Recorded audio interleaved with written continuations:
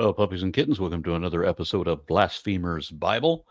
And someone told me yet again today, or yeah, it was actually this morning, that someone told me that that I demonstrate that I don't know anything about the Bible and I should read it. This is what I hear all the time. And I listened again to Lawrence's analysis of the flat Earth because I'm using a clip of that in one of the videos I'm working on for my Duke Co series. And I'm just amazed at the stuff that is in there that you lined up the way Lawrence did. That people who read the Bible literally religiously never notice this kind of crap. So it is good I think, to have multiple minds peering through this book, and I've also noticed that I've read the Gospels over and over again, and there's always something when I read it again. There's something I completely missed, and how did I miss that? Multiple times. You know, why was there a little naked boy running away when they arrested Jesus? Read the Gospels, I don't know how many times, completely skipped that. And then when I mentioned things in the Gospels that I notice, like when they found Jesus again after he was dead, they didn't recognize him. You know, other people who are very familiar with the Bible don't remember that either. So now I have to go back and reread it again and get the citations and all of that. So it is good to have a panel like this to discuss what we're all reading together so that we don't overlook these things. Welcome, everybody. Welcome back, Mark, who was not here last week. You have any opening comments? See, I think it's incredibly important that we go over this, especially now, considering, Oklahoma and now Texas. Yeah. So, good job, Aaron. Yeah, I know. My job as an activist is I'm basically a failure. I stopped, or I failed to stop. You are Cassandra. The thing is, this is screaming into the void the truth that people won't fucking listen to. Yeah. And it's much the same with your comment on the Bible and people who read it literally. There's a pre-scripted world given to them by their pastors that all their readings of the Bible have to fit into. And because there's so much incoherent drivel, the mind just skips over 30 to 70% of it, depending on where you're looking. Yeah. But I think there might be a silver lining, because if we do our jobs right, they can learn about the Bible, but they're going to learn it the way we are going over it. They do get so offended when we bring up scholarship. Yeah.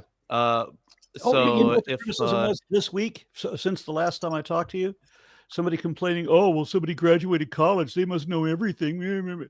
Seriously, that's the counter argument. How can they know anything? They're experts. I love, because we all, read experts. Tomer cites all these different scholars. Lawrence talks about, various lines of thought in scholarship right now. We're all bringing all this stuff together. And I love how incoherent it is. The idea that this is the most important book ever written by God and everyone should read it.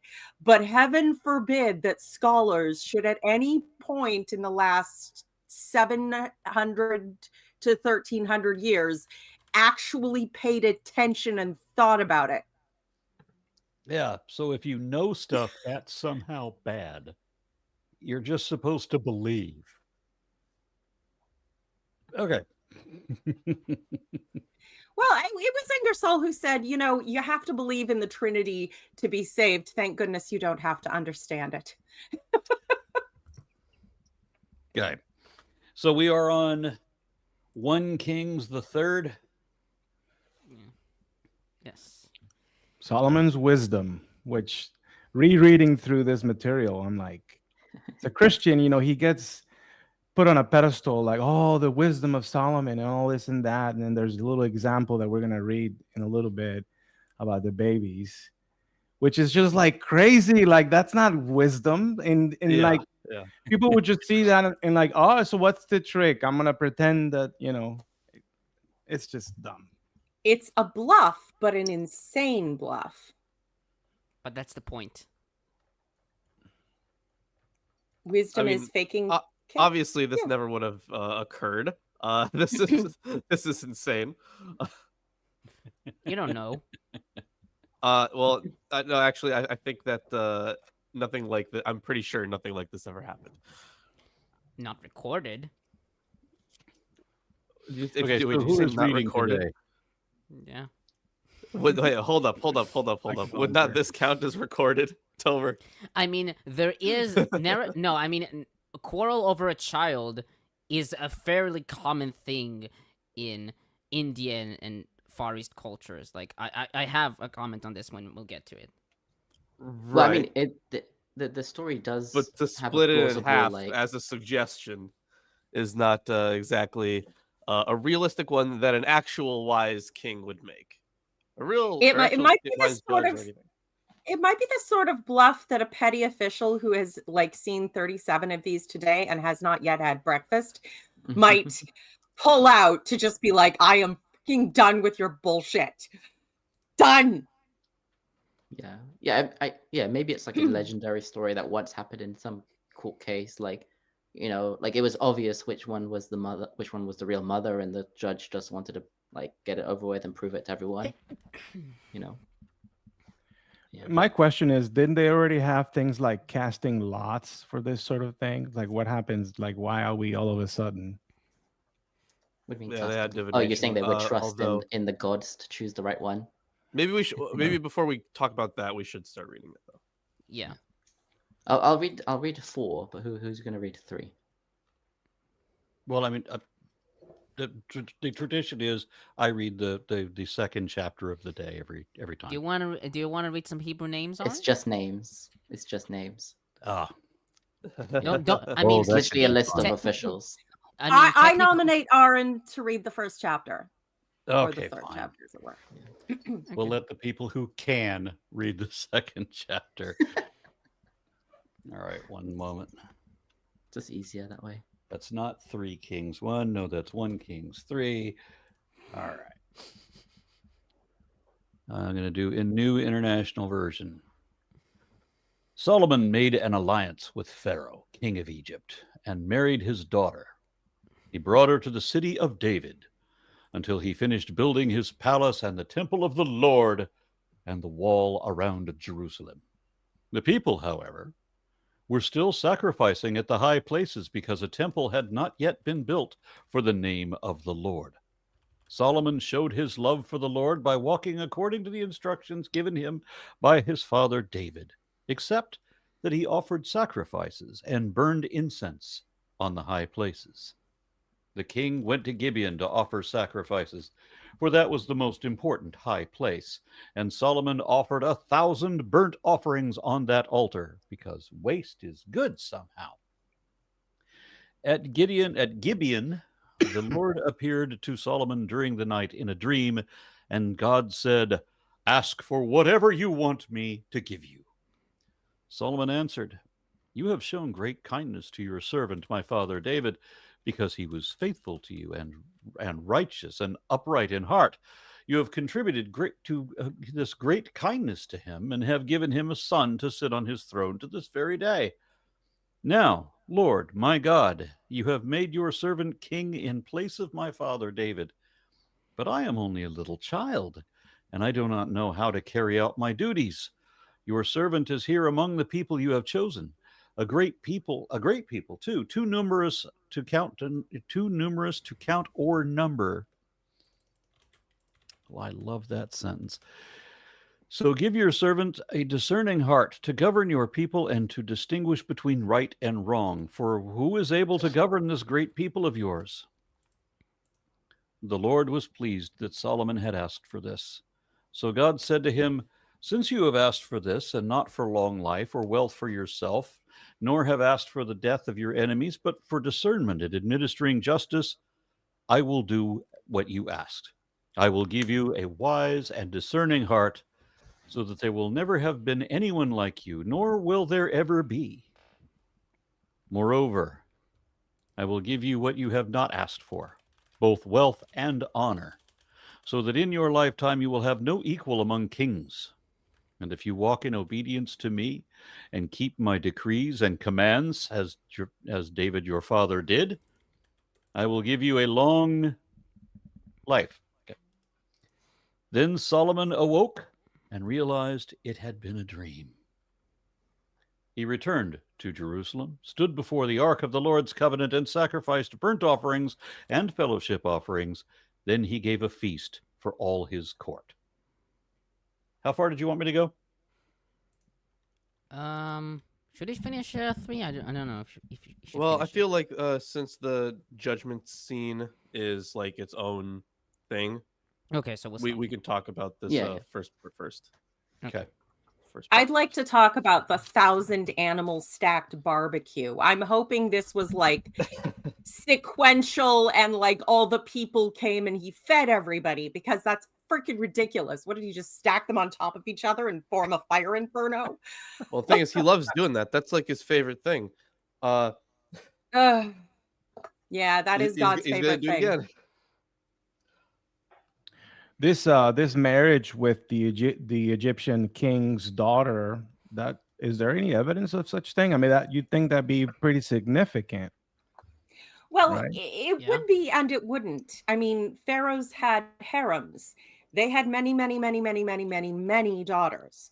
And they would marry them to officials to show favor, to foreign kings to show, there would be lots of that kind of thing.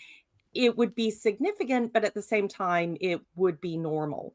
Although it would show a certain level of importance. Apologies, a certain it's level of certain- importance. Yeah. You know, I think pharaoh. Egyptians, the pharaohs also sometimes would have like, the queen, like the actual like a lot of time there were times where the king would marry his sister, and she would be the queen, and then those children would be more Those were the important, I guess, than any other purest children. blood. Yeah, very, very Targaryen of them.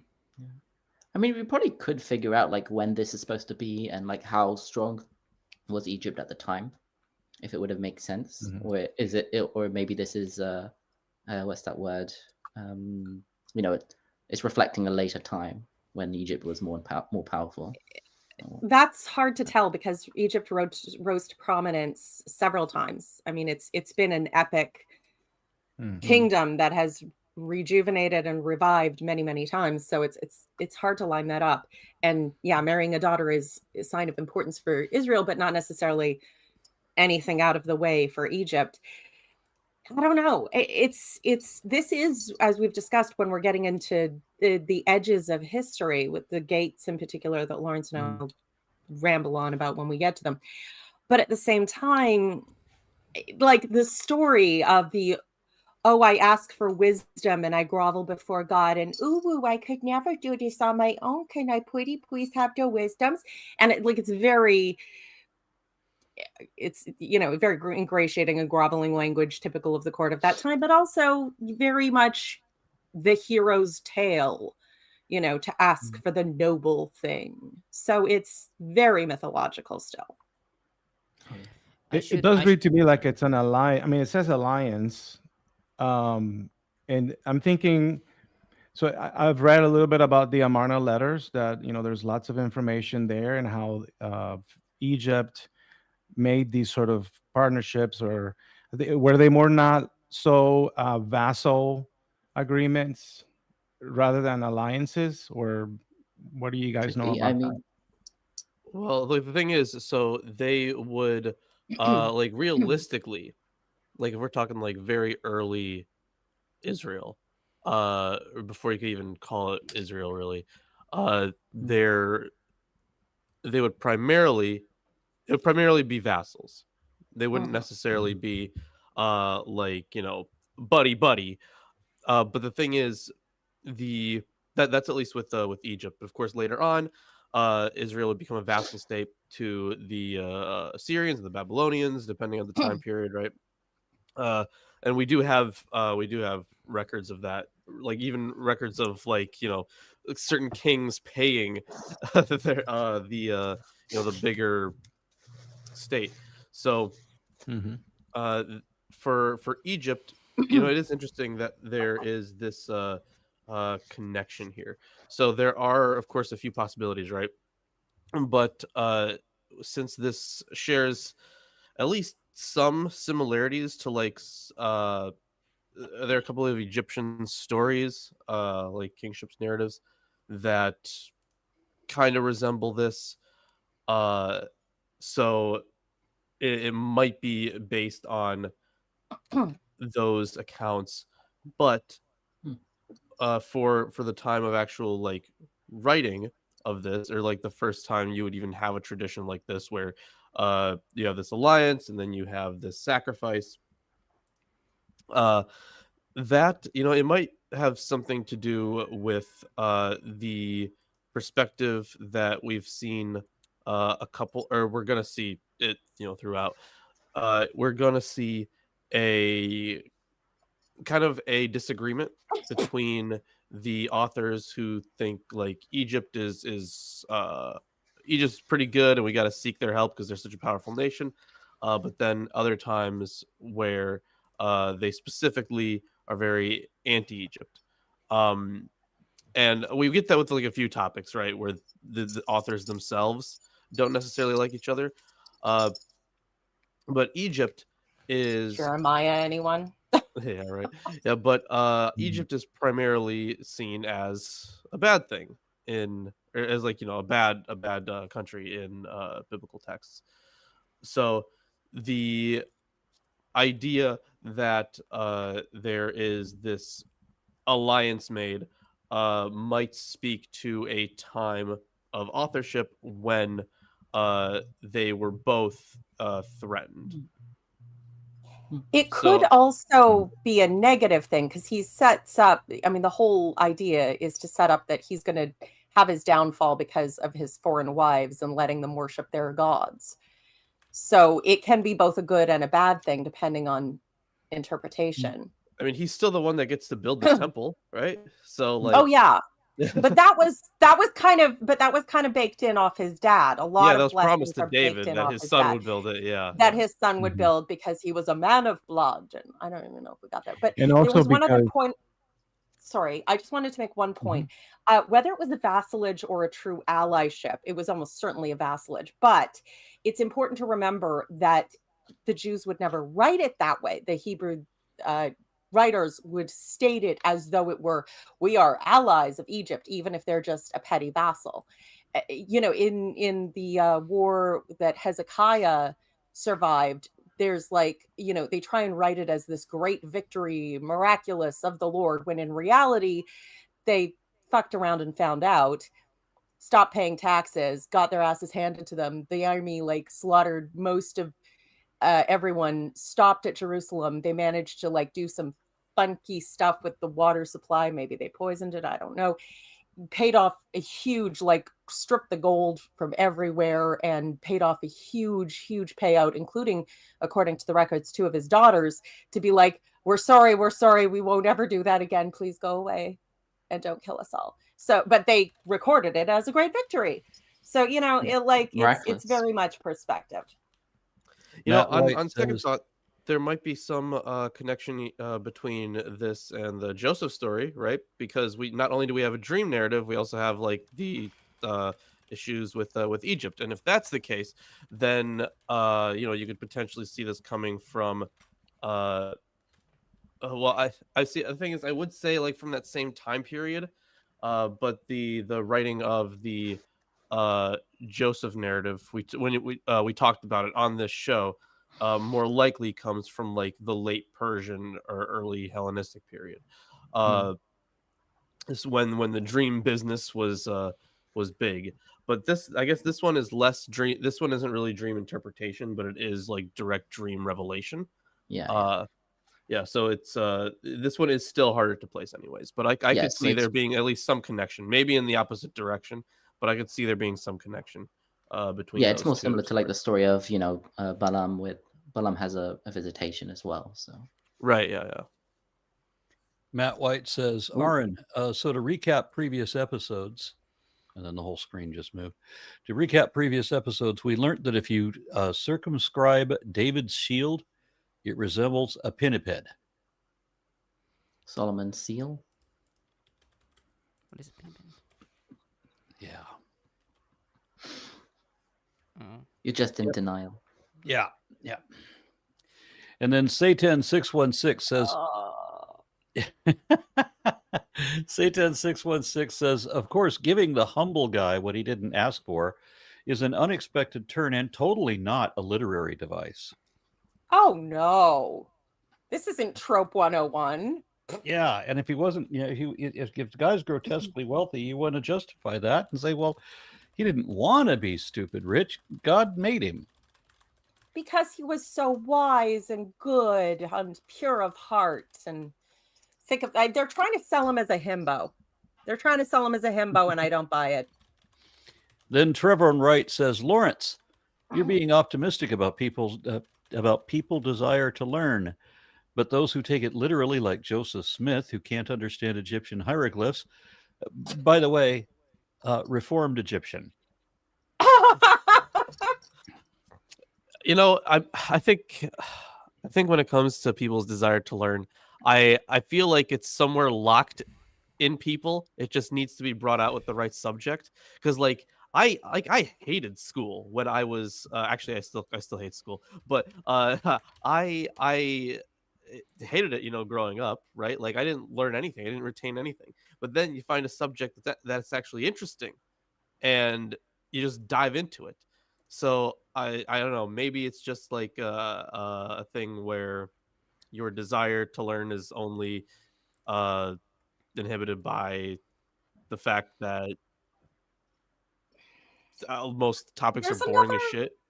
There's another factor, though, and that is part of it. But there's definitely another factor. In order to learn, you have to be able to admit when you're wrong, when you don't know something, or when you've misunderstood something. A few days ago, I made a video about one of my emails, about how stupid this email was, and the guy in that email is still arguing with me to now. I mean, there was another email this morning. All he does is lie to me about believe things I don't believe, basically, and just everything he says is wrong, while he's constantly saying that all he says is the truth, because he's one of those people that he thinks the truth is whatever he wants to believe, whatever lie he wants to believe, and that lies are whatever truths he doesn't want to accept. And he already admitted to me yesterday that if I presented proof to him, absolute proof that he was wrong, he would still believe anyway.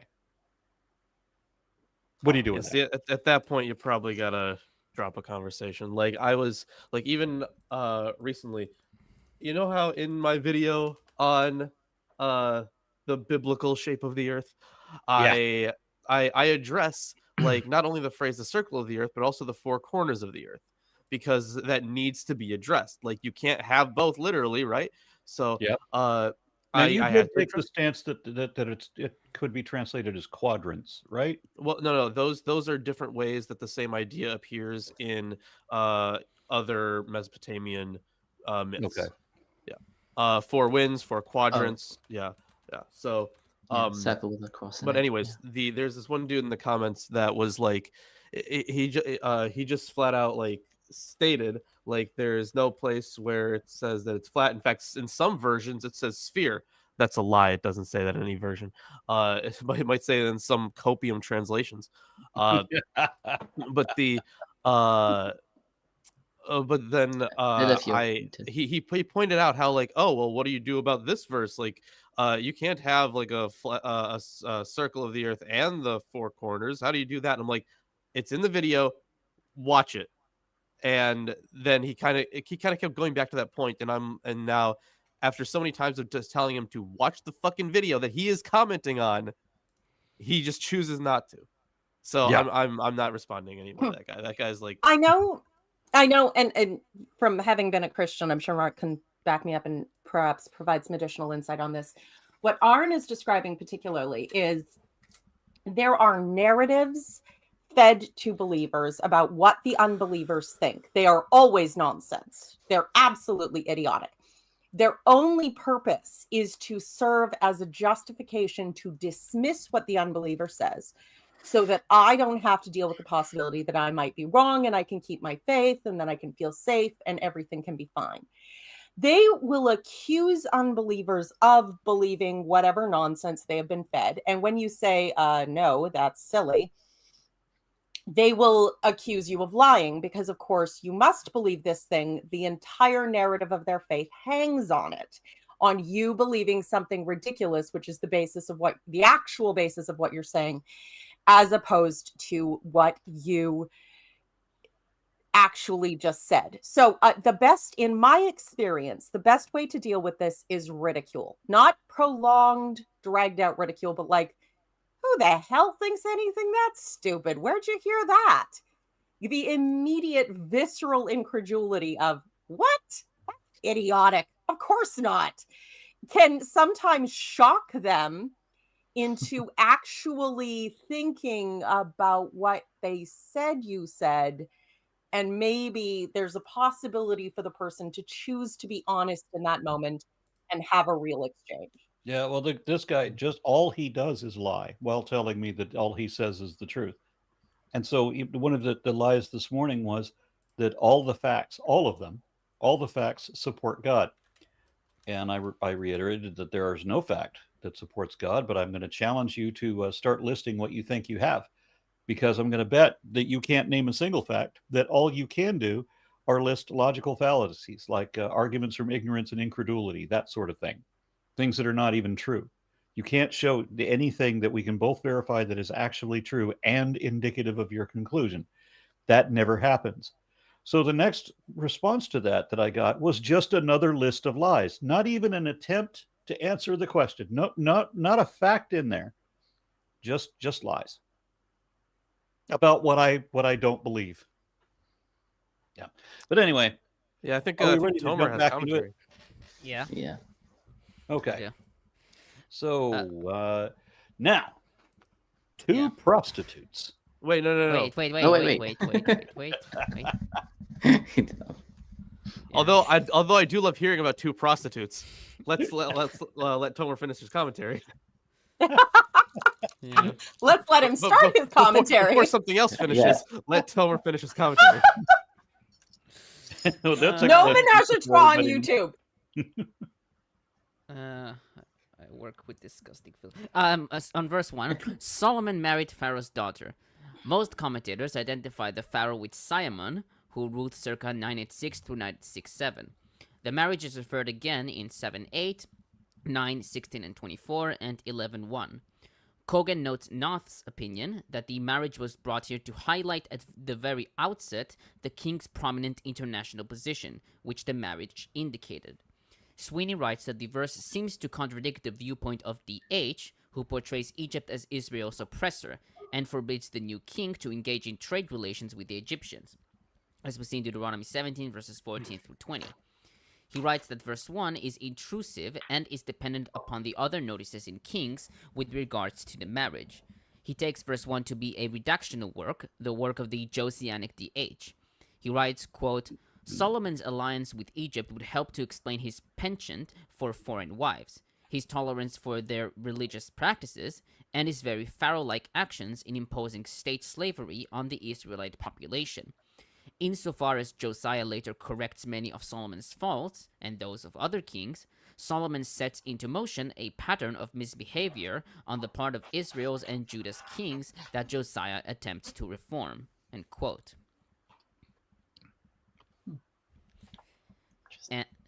And of course, Chazal criticized Solomon for marrying Pharaoh's daughter. For example, Rav Yehuda in Talmud Shabbat 56b taught that Samuel said, quote, when Solomon married Pharaoh's daughter, the angel Gabriel descended from heaven and implanted a reed into the sea, and a sandbar grew around it, growing larger each year. And upon it, the great city of Rome was built, which became God's instrument to punish Israel. End quote. Oh, so Italy Wow. was Who is created that? by Rav this wedding. Yehuda in Talmud Shabbat 56b. That's awful. That's one of the worst Is things Rome I've ever even seen. like? No, is Rome even it's on not. like a peninsula or anything? Like Italy, yeah, No. but not Rome. I mean, the whole fucking Italian peninsula, if you want to call it that, but it's not like out at the tip of anything.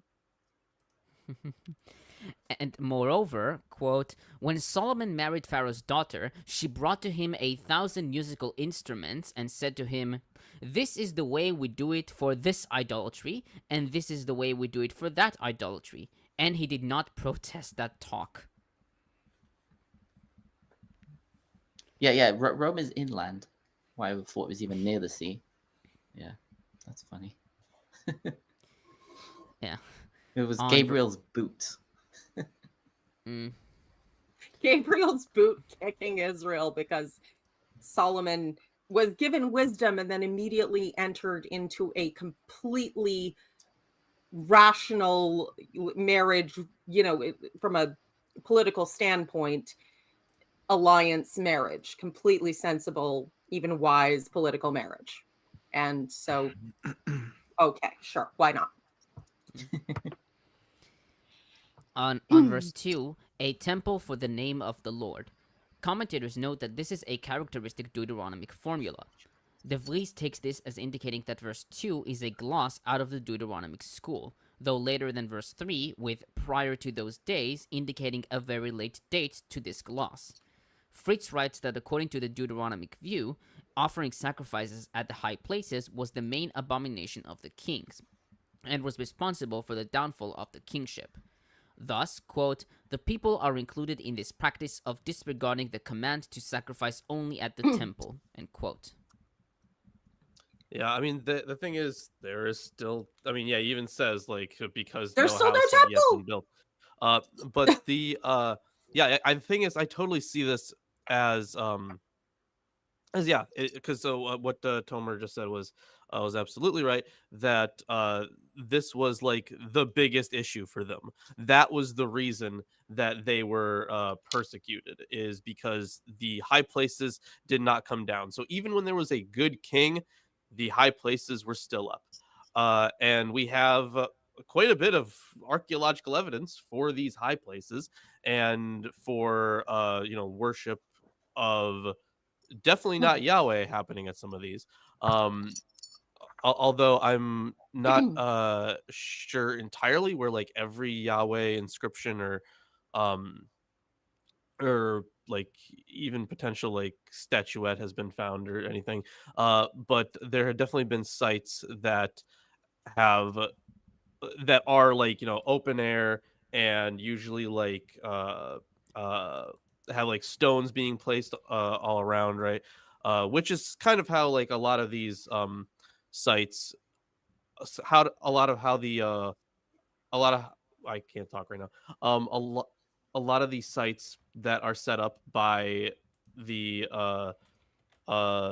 Hebrews here in the Bible, like on their journey, they set it up in a very similar way they set up to a high place, except they're not necessarily like high place in altitude. These high places that are referring to, is it Bamot or Bamoth? What was it? Yeah, Bamot. Bama. Yeah, Bamot. Okay. So these were actually high places. These were like in like on like hilltops and stuff like that.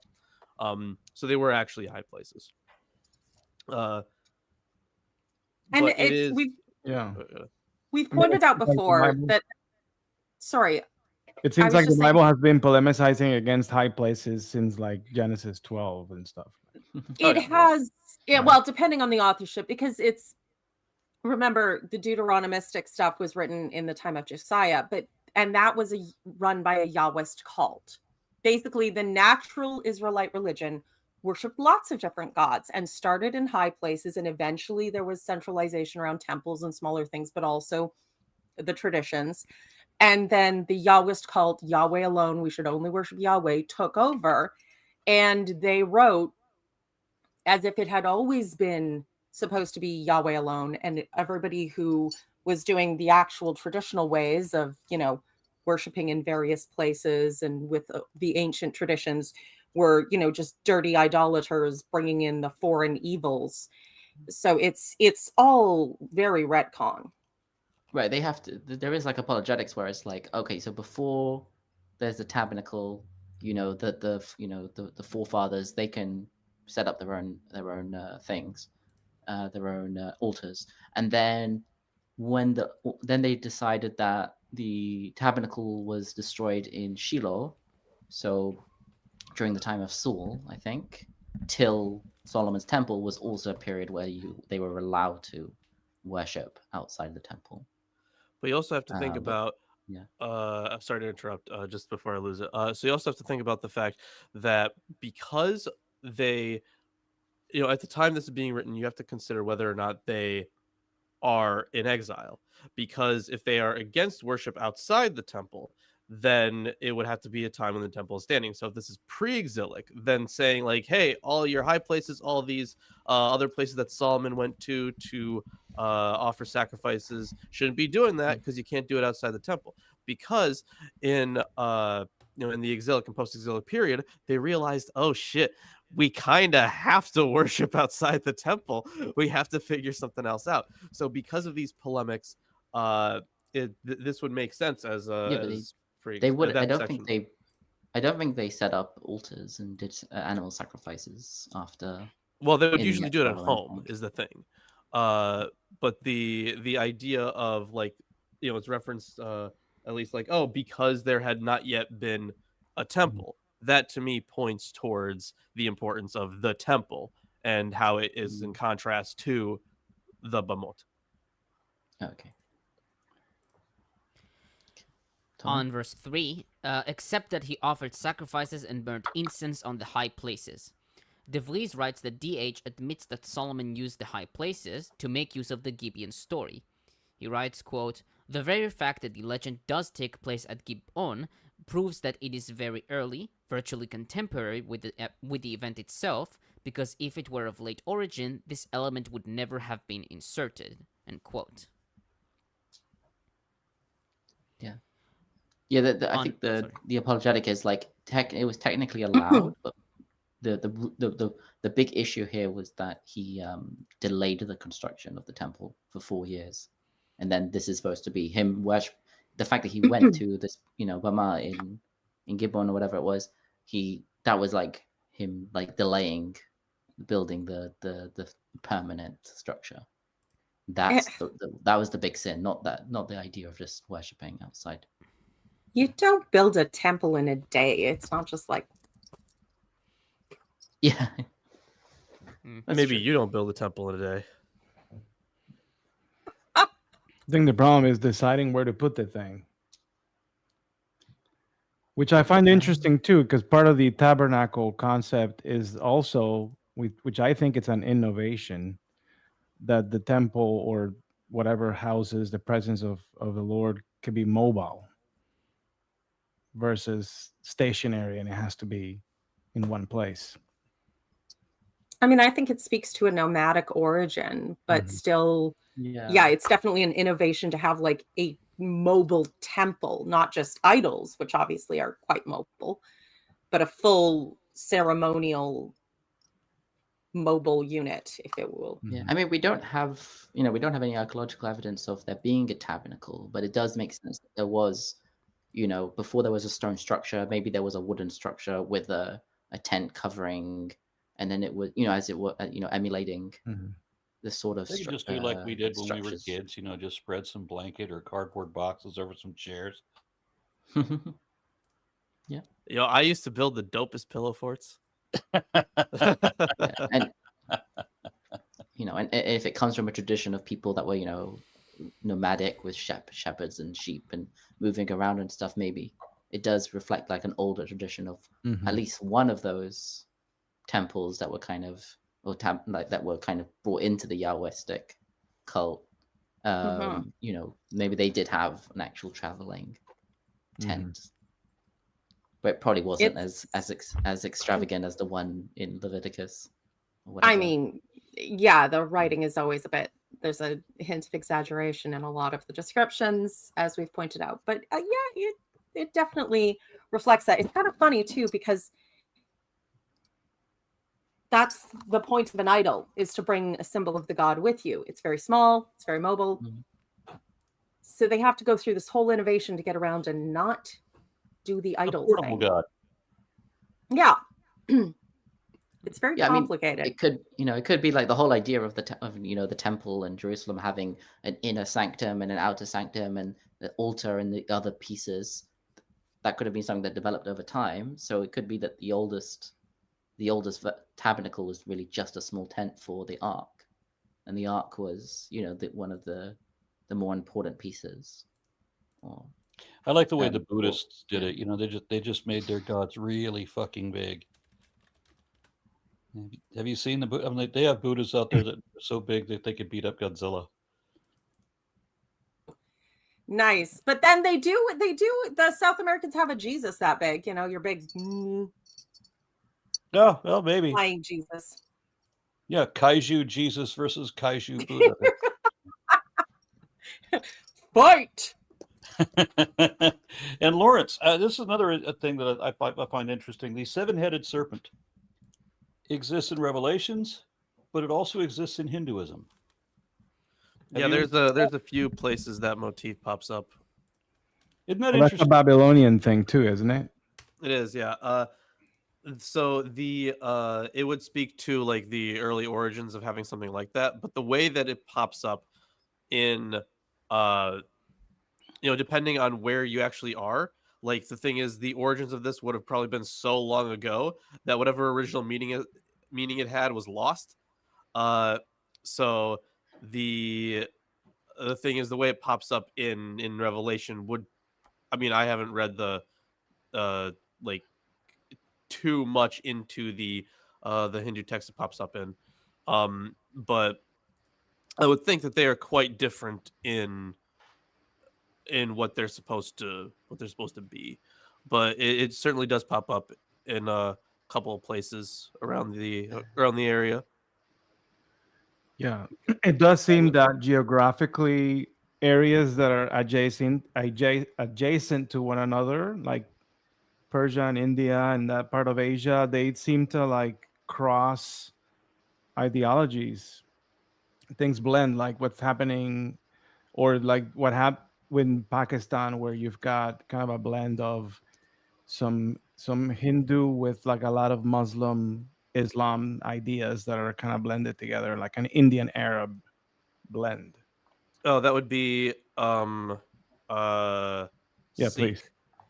Yeah, that's what I was going to say. That's Sikh. Interesting thing Sikh. about the Sikhs is that their great prophet Guru Nanak said that God came to him and said that the true path was neither of the two great religions. And so they invented Sikhism because it was neither of the two great religions. And interestingly, the two great it was both, religions in Punjab at that time were Islam and Hinduism. Christianity was not even in consideration. Christianity may as well not even existed.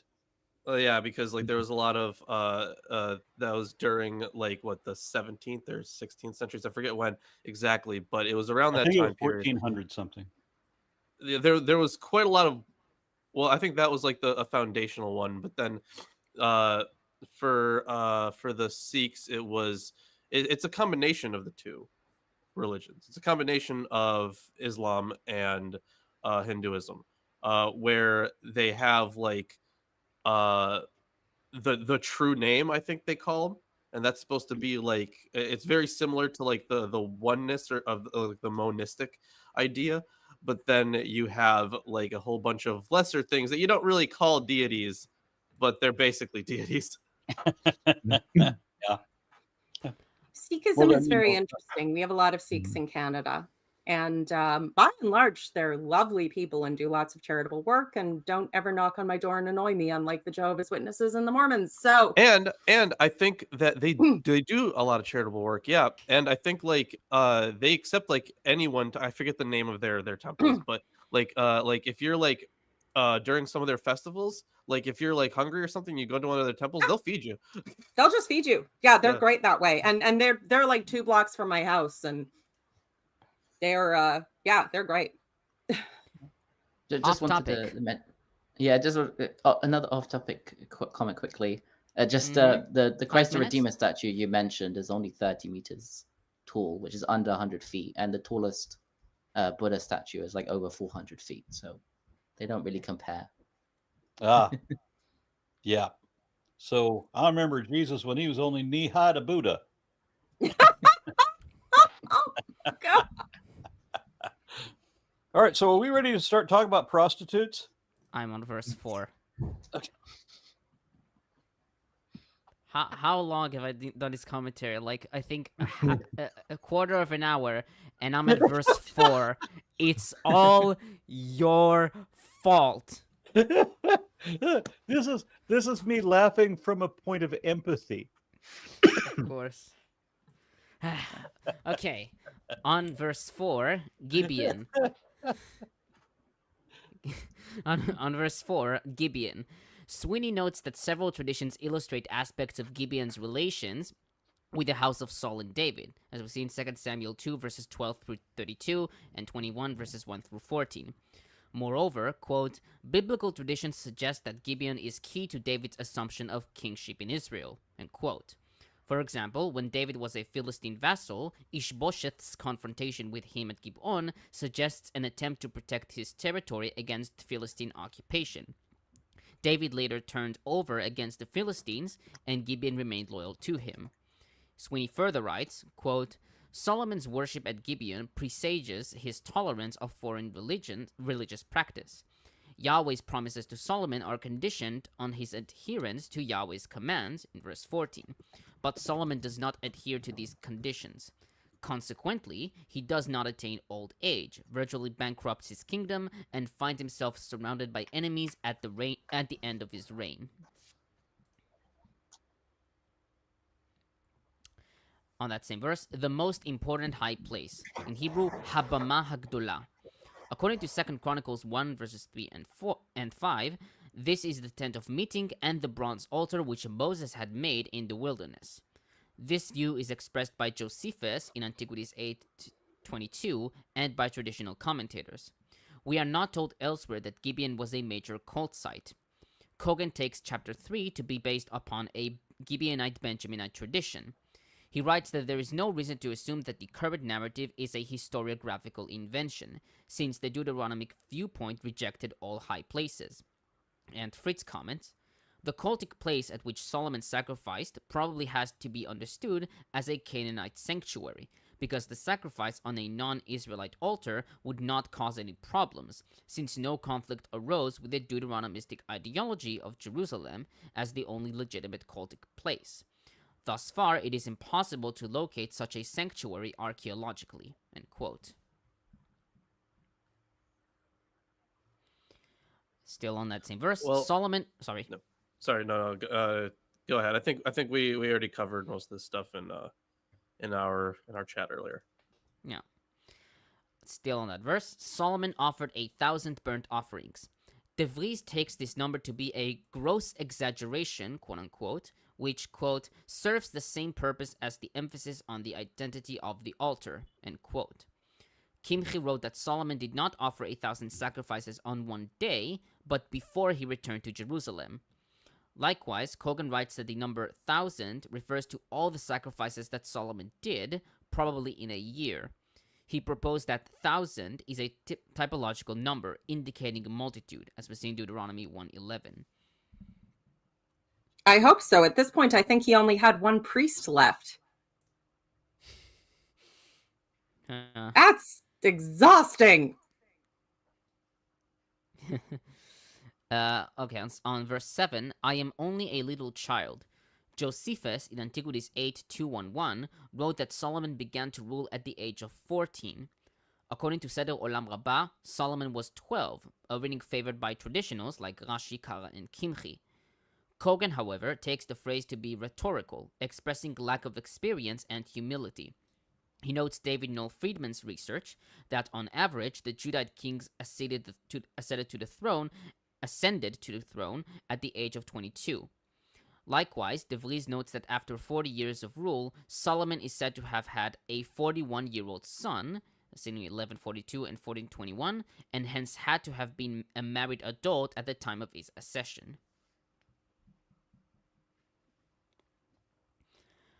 On verse 9, Fritz comments, here two qualities that are necessary for a successful reign are united, judgment and the ability to distinguish between good and bad. To sit in judgment and to speak righteous verdicts are the two most important duties of the king. Normally, the judicial authority belonged to the local communities, whose representatives met in the city gates to speak justice and to attend court. It is not possible to determine the relationship between the royal court and the local ones. The advent of kingship in Israel did not result in the creation of a new judicial system. The local courts remained intact, but special cases could have been referred to the king to be decided by him. Possibly the king served as a court of appeal. He certainly had to serve as judge in cases that concerned persons who were dependent on him, since court officials did not belong to the sphere of local courts due to their special position. In any case, the king was a new authority in Israel's judicial constitution.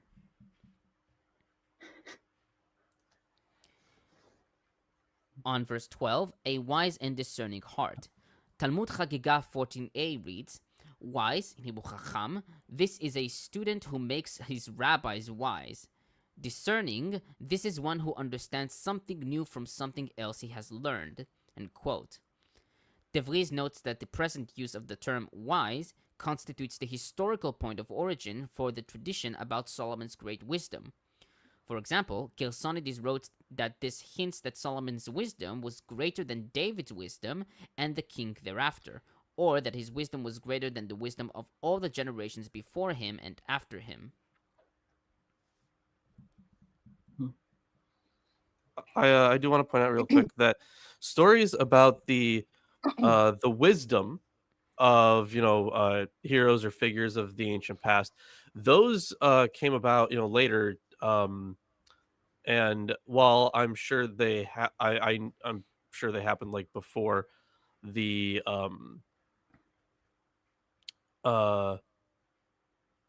like I'm sure they happened before like the 2nd century or something, but like a lot of stories start popping up about like after the writing of the Wisdom of Ben Sira, we have quite a lot of text talking about Ben Sira's involvement or his ability to teach his own teacher. We have the like in Enochic literature, we have these kind of like miraculous births, and also taking up these ancient heroes as like wise men. So that was that became like a real trend later, and I am not sure exactly how early it started, but they definitely love to prop up these heroes in later periods, and it usually depends on what they were like known for. Like Moses became like even more of a lawgiver somehow. Solomon became even wiser. He became magical in many cases.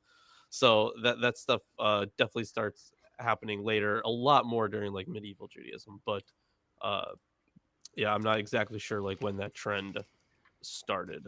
Could it be possible that it also coincides with like the Greco-Roman traditions of like Sophia during the Hellenistic period, where it sort of becomes a thing, very popularized, even divinized in the form of like I think it was a goddess, and I forget their names, but even to that extent.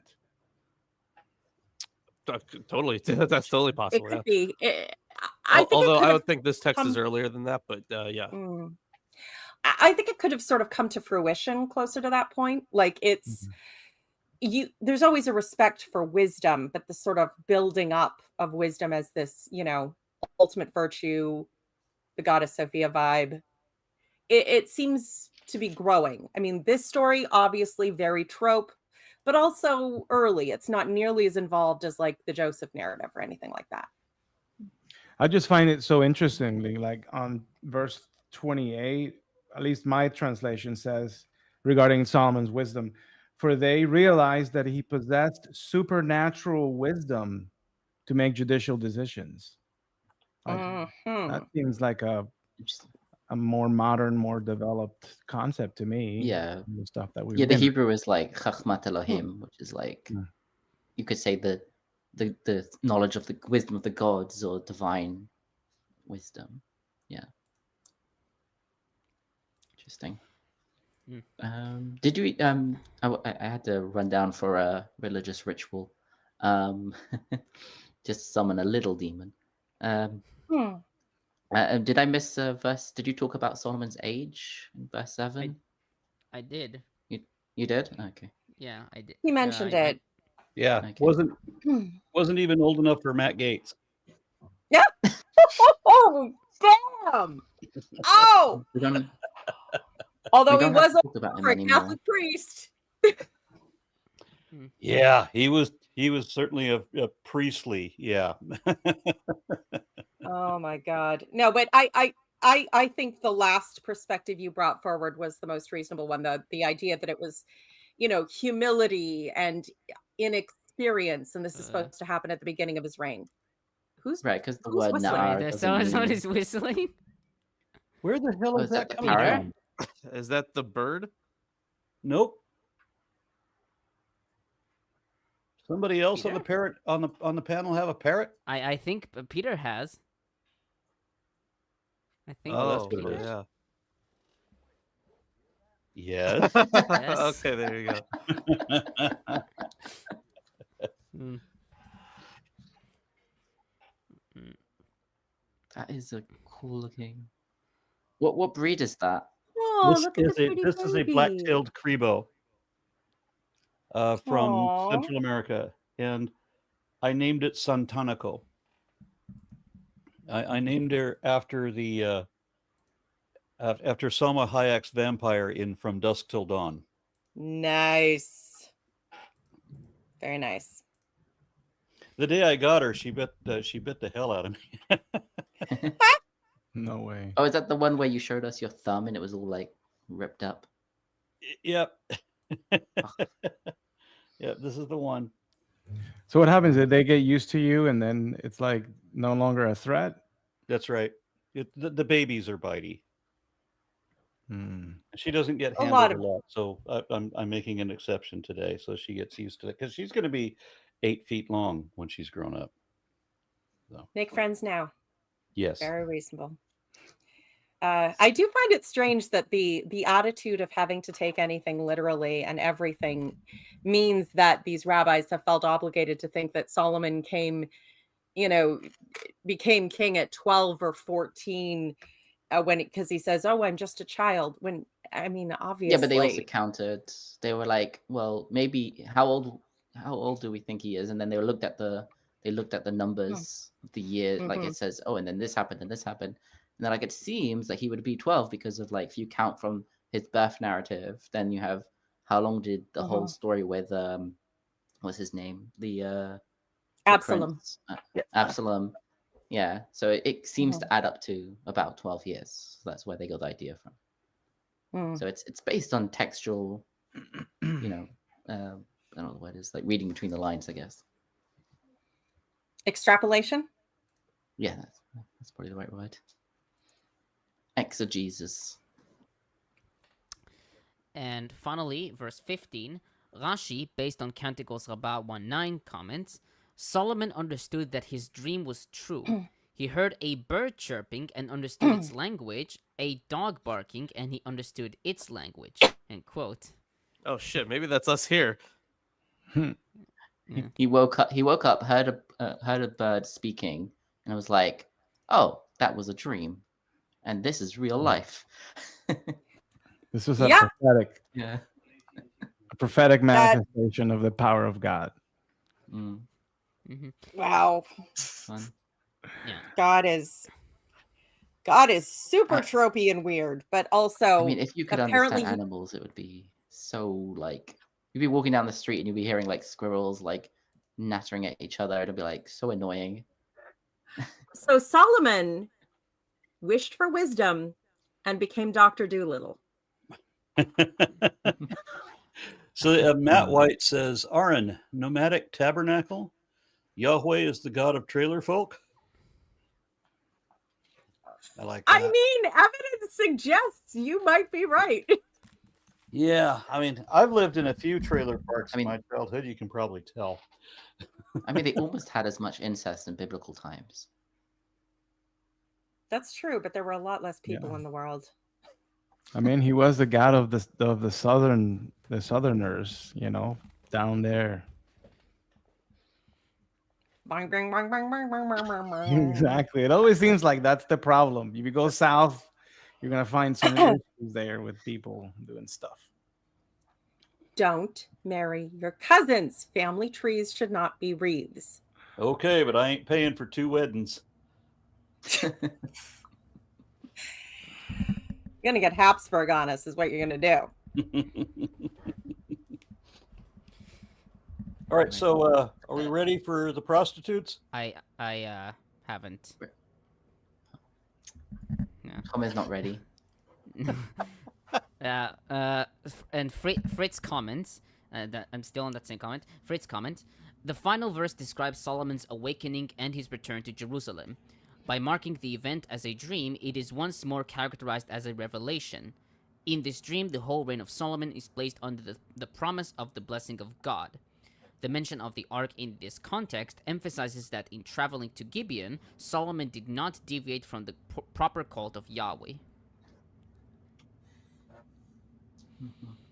And just when we needed him, he left. Bring in the Well- prostitute. Don't interrupt me to say that. People seem to think it's an entirely female profession when it is not. However, I was talking about Aaron, but Worse, whatever. worse that Lawrence Lawrence? is now leaving too. Got no oh one to great. take Okay, over. well, men, unreliable men. It's the long-haired ones, isn't it? I was prophesying. Yeah. Do you want to read? Do you want to read the second half? I'm nowhere kind of associated with those men, by the way. Sorry? I'm no way associated with those men, by the way. No, you have very short hair. Maybe that's why they had all those weird rules in the New Testament about who could wear their hair long and whatnot. And yeah, it's because the long-haired hippies just blink out on you. Excuse me. Here they go. Sorry, I Tom, did know. you say Let's you put didn't things on finish? my internet. Nah, it's fine. But yeah, Tommy, did you it's say you didn't finish? No, that's it. I'm done. oh, she's Okay. just got. Okay. Yeah. Where is our illustrious leader? Parrot, Well, go find Aaron. I guess. All right. I guess in lieu of him, Aaron. I suppose I can Yeah. Aaron. continue this. So, If you can verse stay 16. online long enough. If I can. Yeah, that'd be nice. All right. Later, 2 women who were prostitutes came to the king and stood before him. The one woman said, "All right." No, sorry. They didn't say that. They didn't teach us. now who's dirty, Tover? They now didn't teach who's us that part of filthy? the story. We I are blame corrupting you. him. They didn't teach us that part of the story when in school. Or he's we back. Yeah, all- where Already- they came, yeah. How did he ended up with 1,000 concubines? A lot It of wasn't without coming. the occasional menage a trois. I'll tell you that much. There's only 365 days in a year. Yeah. Okay, well, he was just here, but I suppose I'll continue. And so before him, the one woman said, "Please, my lord, this woman and I live in the same house, and I gave birth while she was in the house. Then on the 3rd day after I gave birth, this woman also gave birth. We were together. There was no one else with us in the house. Only the 2 of us were in the house. Then this woman's son died in the night because she lay on him." All right. She got up in the middle of the night and took my son from beside me while your servant slept. She laid him at her breast and laid her dead son at my breast. When I rose in the morning to nurse my son, I saw that he was dead. When I looked at him closely in the morning, clearly it was not the son I had born. But the other woman said, No, the living son is mine, and the dead son is yours. The first said, no, the dead son is yours, and the living son is mine. So they argued before the king. Then the king said, the one says, this is my son who is alive, and your son is dead, while the other says, not so. Your son is dead, and my son is the living one. So the king said, bring me a sword. And they brought a sword before the king. The king said, divide the living boy in two, then give half to the one and half to the other. But the woman whose son was alive said to the king, because compassion for her son burned within her, please, my lord, give her the living boy. Certainly do not kill him. The other said, it shall be neither mine nor yours. Divide it. Then the king responded, give her the living boy. Do not kill him. She is the mother. All Israel heard of the judgment that the king had rendered, and they stood in awe of the king because they perceived that the wisdom of God was in him to execute justice. Wherein, in reality, a woman conceives a plan. She's lost a son. She needs a son because, political status or whatever the fuck. So she plots. She knows that her baby looks just like this other baby, so she's going to swap it out. And then when it's found out, and they're going to kill the boy, well, now she's not going to get anything. And then worse, she might be found out for the plot that she tried to commit. So not only is the kid going to get dead, she's going to get dead. And so she backs out of it and says, no, we don't need to do this anymore. And that's when Solomon, the wise, gave the kid to the plotting bitch and not to the real mother.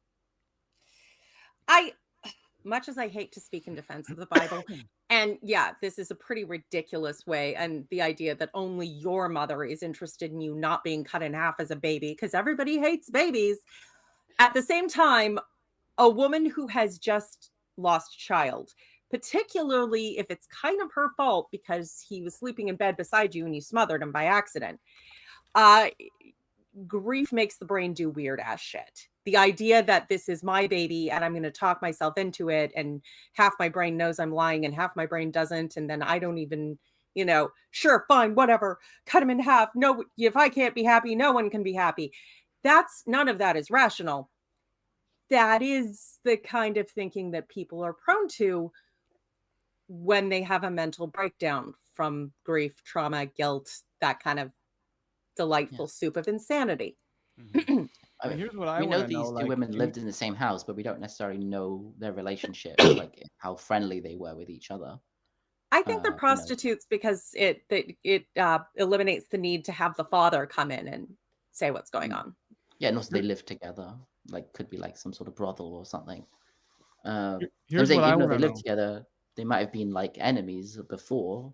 So like the fact that she's like, oh yeah, like my son died. I don't care if her son is cut in half. Like, possible. Could make sense. And that's the thing. Like, in what world is it an option in such dispute, like over a custody of a child, of actually splitting a child in half? Like, in what world is that an option? Like, this is ridiculous. An option where not all life is sacred. It's an option when children die so frequently that they're not counted as people for up to 5 years, depending on your local traditions, and a world where the king's lightest word is absolute law, no matter how many people it kills. Beautiful, beautiful mayhem. That biblical way of ruling, which people are still advocating today because it's into Bible. Mm-hmm. I think it kind of goes against the whole, the pro-life perspective. Right? They don't Even care after about birth, life. They're not. Well, they would argue that, like, well, this was just his plan to get he wasn't actually going to cut the baby in half. It was a bluff. Okay, but it wouldn't have been believable if it wasn't something that the king could have done. Right? Yeah. What if the other the lady king was could have done crazy anything, and but she goes, "Yeah, go ahead and cut the baby. I'll take my half." Like, Well, Well, at there is. least they know what's for dinner tonight. Chernobog? Is that his there name? is- Chernobog? Yes. Chernobog. Chernobog?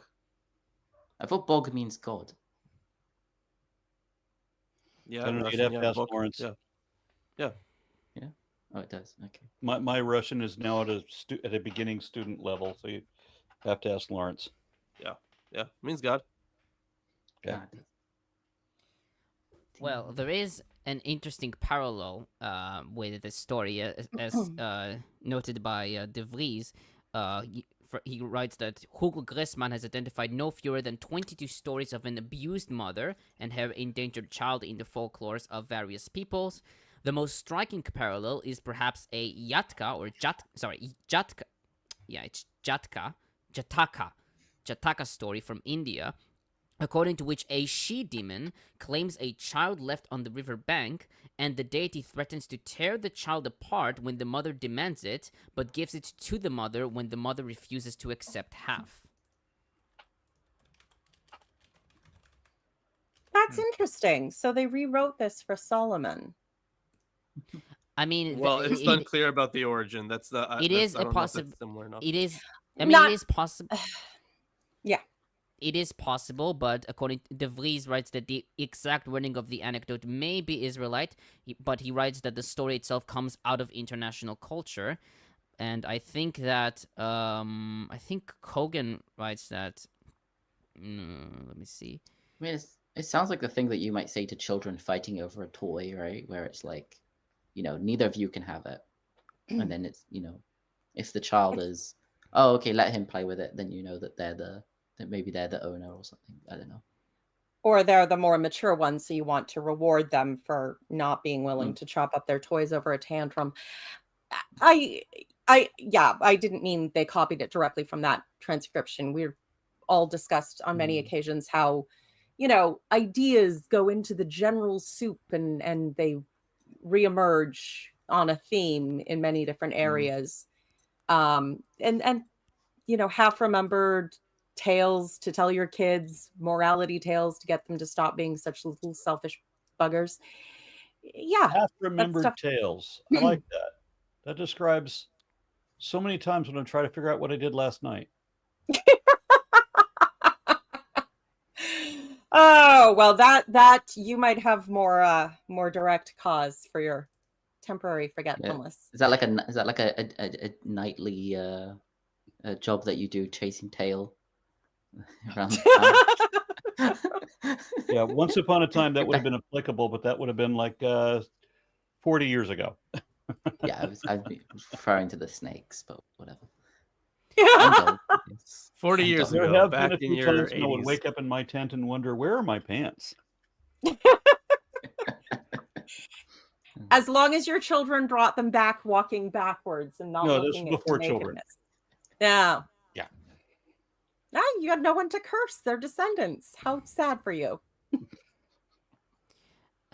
So Cogan writes that the adoption of the older Gressman thesis that the tale made its way to Israel from distant India is not convincing, and writes that folkloristic parallels are not lacking, and one need not travel so far afield. Thenius brings a quote from Grotius, who quotes Diodorus with a classical parallel. Grotius or Grotius? I don't know English. Well, I guess it depends. Is he Latin? Grotius. It's Grotius. I checked Wikipedia. In English, you probably would say Grotius, but it probably was more like Grotius or something like that. He's actually Dutch. Oh, okay then. Oh, it's not a Latin name? No, Yeah, it sounded Latin. Oh, then if it's it's Dutch, then it's Grotius, I fine. guess. Yeah. Maybe. Okay. Okay. So I commented on 16 through 27. Fritz comments: the narrative of the two women who quarrel over a child has a fairy tale character, and it has numerous parallels in Indian and Far Eastern cultures. Even though all variants of the circulating narratives are later than the biblical material, we find here a narrative topic that was in currency, and that has been taken up, reshaped, and applied to Solomon by the narrator. The craftsmanship in the exposition of the biblical narrative becomes apparent when it is compared with another version of the material. The Indian version from the collection of fairy tales called Vikramodaya may serve as an example. On verse 16, two prostitutes. Sweeney comments, the narrative represents a legal dispute between two women who both claim to be the mother of a living baby rather than one that died. The understanding of the women as prostitutes is essential to the narrative. It explains why the women are living alone in the same house, why they are both pregnant when no men are living with them, and why there are no witnesses available to establish their claims. The narrative passes no moral judgment on the women, but their designation as prostitutes trivializes Solomon as a monarch who spends his time resolving quarrels between prostitutes. The wearisome nature of the women's presentations and the striking contrast of their perspectives highlight the impossible nature of the decision for the young monarch. On verse 17, this woman and I lived in the same house.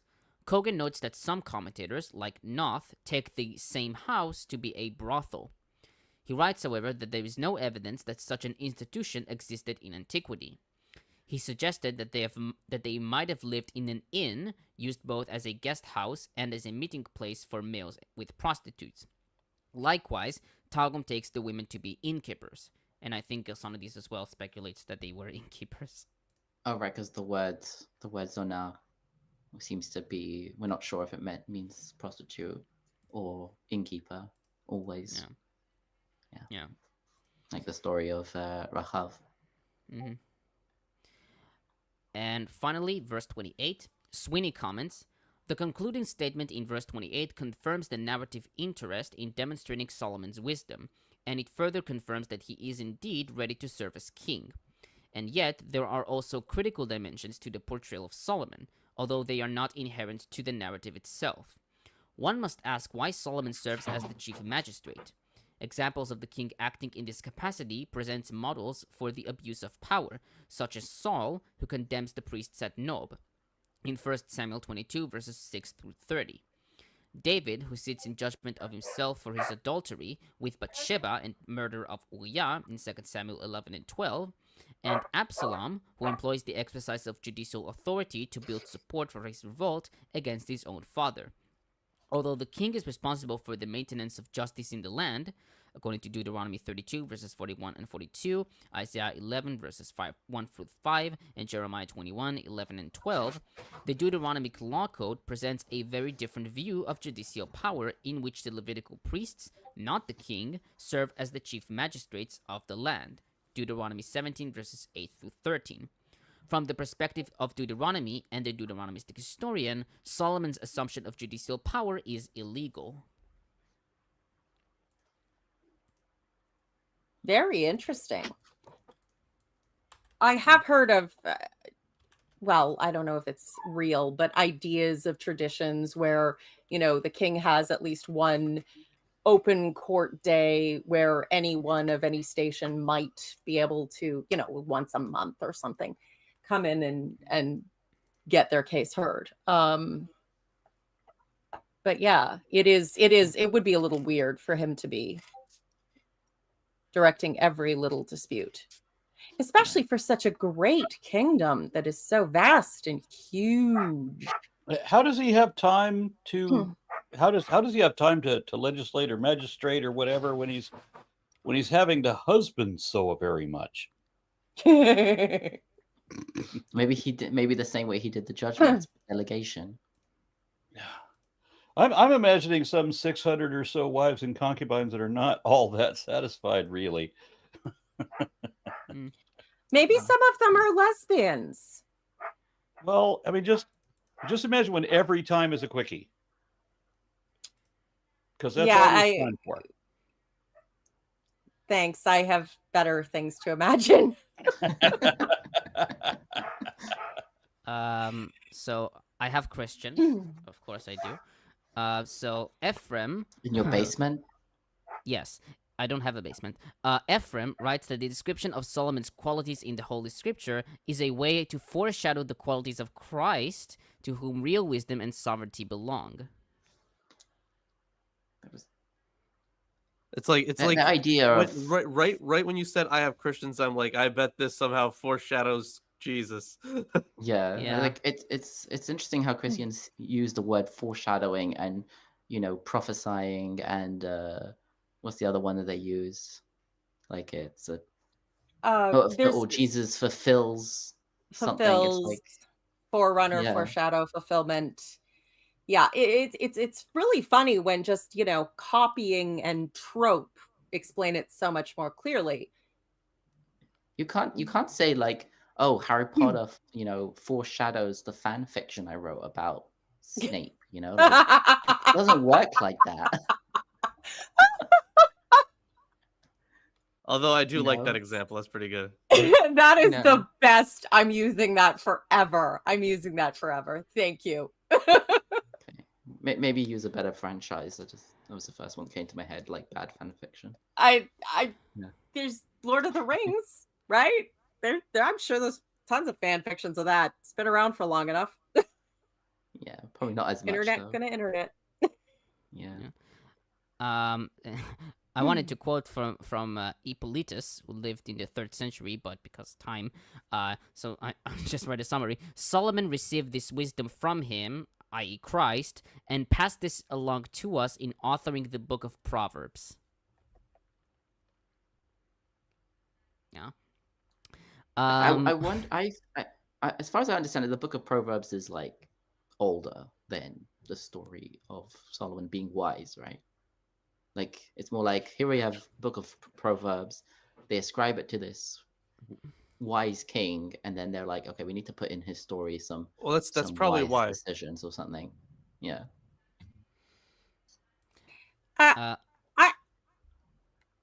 Well, I mean, that's probably why Solomon got associated with wisdom. It is wise in an absolute monarchy with a temperamental king with divine right to flatter his wisdom as much as you can, as frequently as you can, by any means necessary. But I do love that the idea of Solomon, the greatest king, the wisest king, the richest king, we'll get into that later, could be said to foreshadow an actual king who existed. Richest man who ever lived, Mansa Musa, who was obscenely wealthy, but was also devoted to increasing learning, built schools, and he was definitely after Solomon because he was a Muslim. And when he went to the holy sites and made a pilgrimage, he found this so inspiring that he threw gold around in Egypt, he threw gold around in this, I think in Mecca. Alexandria, maybe, or Mecca. Mali? Oh, no, yeah, was it Mecca? He He threw went to gold Mecca. around this Is city it not so Mali? much that it fucked the economy for 12 years. Oh, I see. Just throwing gold around because I should be generous and I am moved by my virtue and religious experience to be generous. Have gold. Fucked up the economy for a dozen years. There's actually like a legendary king of the East or something that like Europeans actually believed was real and was like really rich and stuff. And I think it might be based on him, but they were like still looking for this king of the East, like in like. Are you talking about late Prester medieval- John? Yeah. Prester Yeah, John. okay. Prester John. The thing is, yeah, everyone had a different Prester John story. I have a book on it that I have yet to read, but it's very interesting. Well, Mansa Musa where do you actually find existed, time, and he was Lawrence? an Yeah. African king. Where Yeah. do you Black- find time, Lawrence? I know that you work For at what? least one job. Reading? I've always had the impression that you work at least 2 jobs, really. And No, I see you it's rubbing one your eyes actual right job. now. The This other is job this is is how I usually- envision you just normally. You have so much research to do. You do your classes, not just because you need the degree, but because you're doing it as a passion. So you're also doing this as your sideline as well as your main, your main academic vocation. But then you're also doing at least one job, and I suspect 2. Where do you find the time? Well, it is the one job, but it's it's almost impossible to find the time. My schedule is basically booked from top to bottom. And even during breaks, I kind of book it from top to bottom just so I can get something done.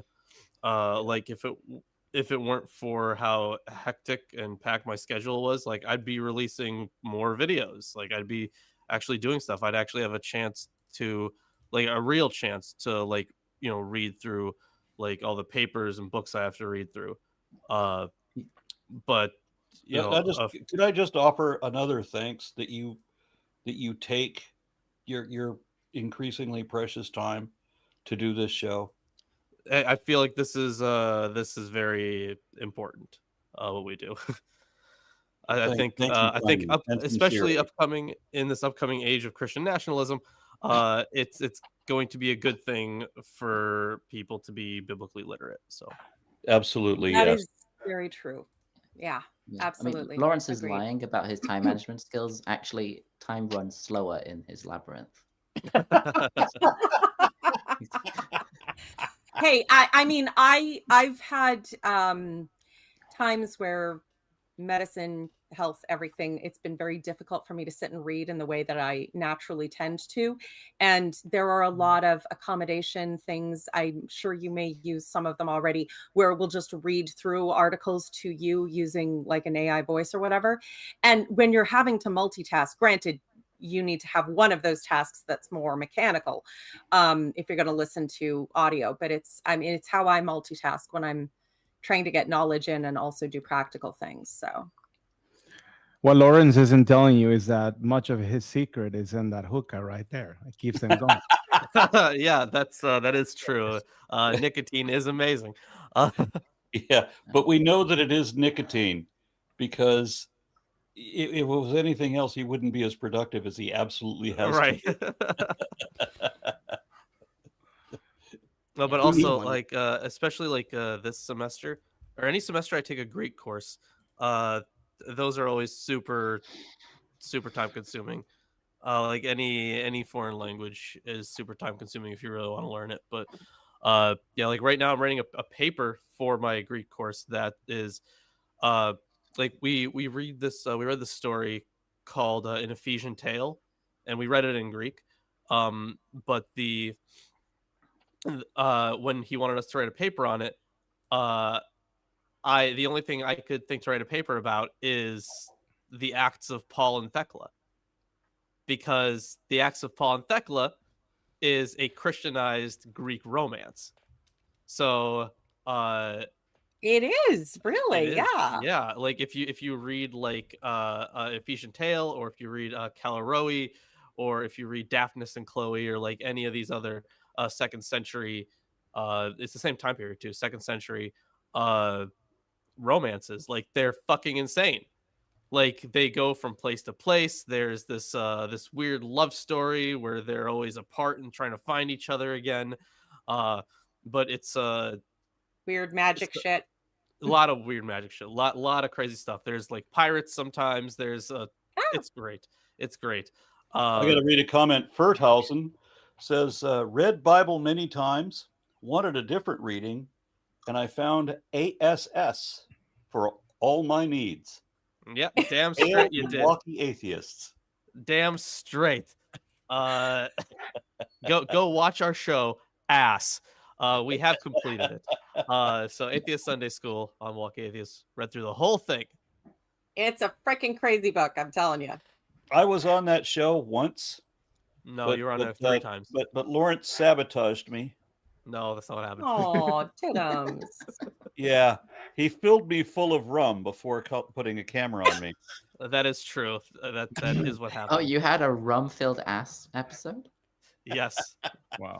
That is not the proper place for rum. It was. It is. I think for it was the show. somewhere in Exodus. So it was pretty early on. God. I think it was actually Exodus. during. Was it during the tabernacle construction? I think. Oh God. Yeah. That's so boring. Exactly. Like, look at that. We put up a pole, and then we drape the thing on the pole, and then it has to be so long on this side. You know, it is boring. But you know, soon in these chapters, maybe even today, we'll start to get some materials for the temple. So if I have 4 things to say. 1, I'm the one who does a master's in mathematics. 2, some days I don't need to feel bad about myself because my commentary is not that long, and you delaying the subject. 3, off topic. 4, I haven't finished my commentary. Thank you for closing with your biggest hit. It's good that you have a math degree so you can count to 4. Joking. The problem is in which way. Yeah, This is Turner, why are why- you holding the show up so much? Yeah. My fault. It's okay. Always The my second fault. chapter probably doesn't have a lot of commentary. I We do imagine. this from different Well. points around the world for several reasons, but foremost among them is so Tomer can't whack us in the head with sticks when we interrupt his commentary. I'm gonna meet Tomer one day. I don't know when or in what country, but I'm looking forward to that. London. That would also be. London would be a That'll also good be place. interesting. Yeah, indeed. Maybe.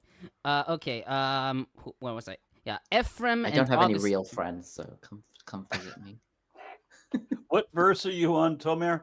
I'm on the Christians. Okay, yes.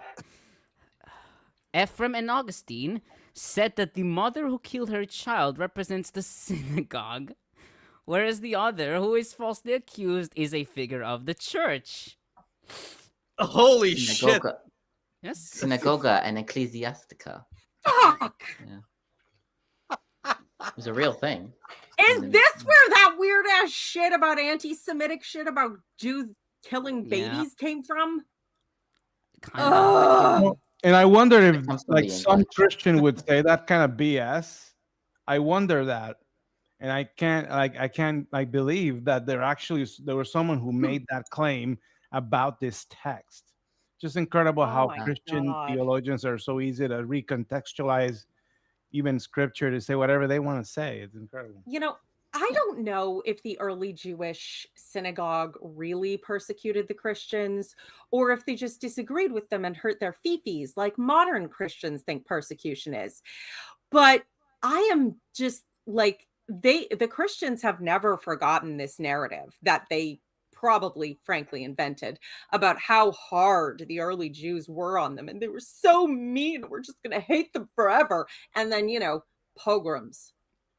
No, they were. I don't know if they might be referring to like the community itself rather than like the institution of the church with a capital C. And because I Yeah, don't think the no. synagogue would have been a thing. For a long No, time. yeah, but you remember they're yeah. using Christian terms too. So the synagogue, yeah. Satan. Yeah, but the idea of personifying those two as women is something that comes up in medieval literature. Interesting. But I don't know if it's based on this story or the other way around. No, I highly doubt it. That it's based on this story. But absolutely. Like they both the synagogue and the church are personified as women. One of the places that it pops up the most is the Shepherd of Hermas. It makes sense too, because it's building on the Jewish mythology, which is all about the promise passed through the father, but to the children of different mothers. Yeah, I gotta read a comment from Matthew Karub, who says, "Hail to diced babies." As an atheist, I just have to, drink to that. So I want my baby back, Oh. baby back, baby back. You don't want your baby blended? Okay. A bit old fashioned. Yeah, baby back ribs. You also have Paul's use of the church as the bride, which I think goes along with that as well. Okay, maybe that's Which older is from the version. Gospels too. With the one of the Oh, okay, that makes sense. I have more. More Christians. Yes. Augustine again, who writes that the murderous mother can also symbolize false Christians who are still slaves to the law and only pretend to be true followers of Jesus. everybody who doesn't Christian the way I Christian is a false believer, and they're not real, and they're all going to hell.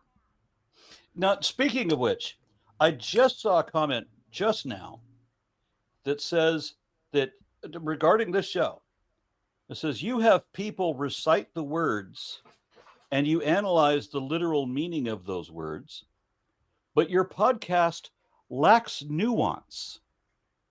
You don't have people that know the significance of each passage and how it relates to other parts of the Bible. Almost every passage has, it says almost every passage could hyperlink to other passages because they are related in the message. And without that message, you are missing nuance. Yeah, and So, I'm the biggest critic on that. Go ahead. I'm sorry. No, please. If you're the biggest critic, let's hear from you first. I was just going to say that this is what this comment is an example of something that is actually highly criticized among scholars. This concept of univocality, which has been defined as assuming that the Bible, and it's all from Genesis to Revelation, comes from a single unified voice, from a single unifying and consistent perspective, in order to be able to hold their Bible as authoritative over everybody. Because surely you have all these contradictions everywhere, and if you start comparing things, you're going to find a lot of problems, but somehow they all have to harmonize. And that's when theology comes in and says, well, this text is linked to that, but that's not real scholarship. That's Right. doing theology. Absolutely. Yeah, it's and like- I just want to bring up that the point is the book that can justify anything can justify nothing. The connections that this person describes as nuance is just the particular pet set of connections that they were taught by their particular branch of the theological tumbleweed of nonsense. It's just one of hundreds of thousands of connections that people make, because when you're taking bits and pieces from all over the library, you can stitch together whatever the fuck you want. Yeah. If you interpret it enough, I assure you, I will make it a challenge. Give me a thing you would like to justify from the Bible, and I will justify it. If you ignore the contradictions as well, it's important. Yeah, you The got Bible you has can no read- contradictions yeah. if you ignore all the contradictions. Yeah, if you assume that there's some univocality, then you'll be like, oh, so do not murder in the 10 Commandments and love your fellow as yourself and blah, blah, blah means that Oh yeah, you abortion can is put bad, good stuff together. you know? You can Yeah, put So good exactly. stuff when together. Lawrence Bad brings stuff together. his academic scholarship, and Yes. Tomer is citing the rabbinical scholarship, and also including the Christians as well, which I right? haven't Where finished with. Augustine, for example, has two different opinions on the matter for any given verse. How are we missing the nuance? It seems to me that we're covering everything. Everything except their own little pet theory that they were taught was the one true and obvious intention of God. Yeah, which they don't actually think about. We will bring in other parts of the Bible if they are contradictory, because that's more interesting.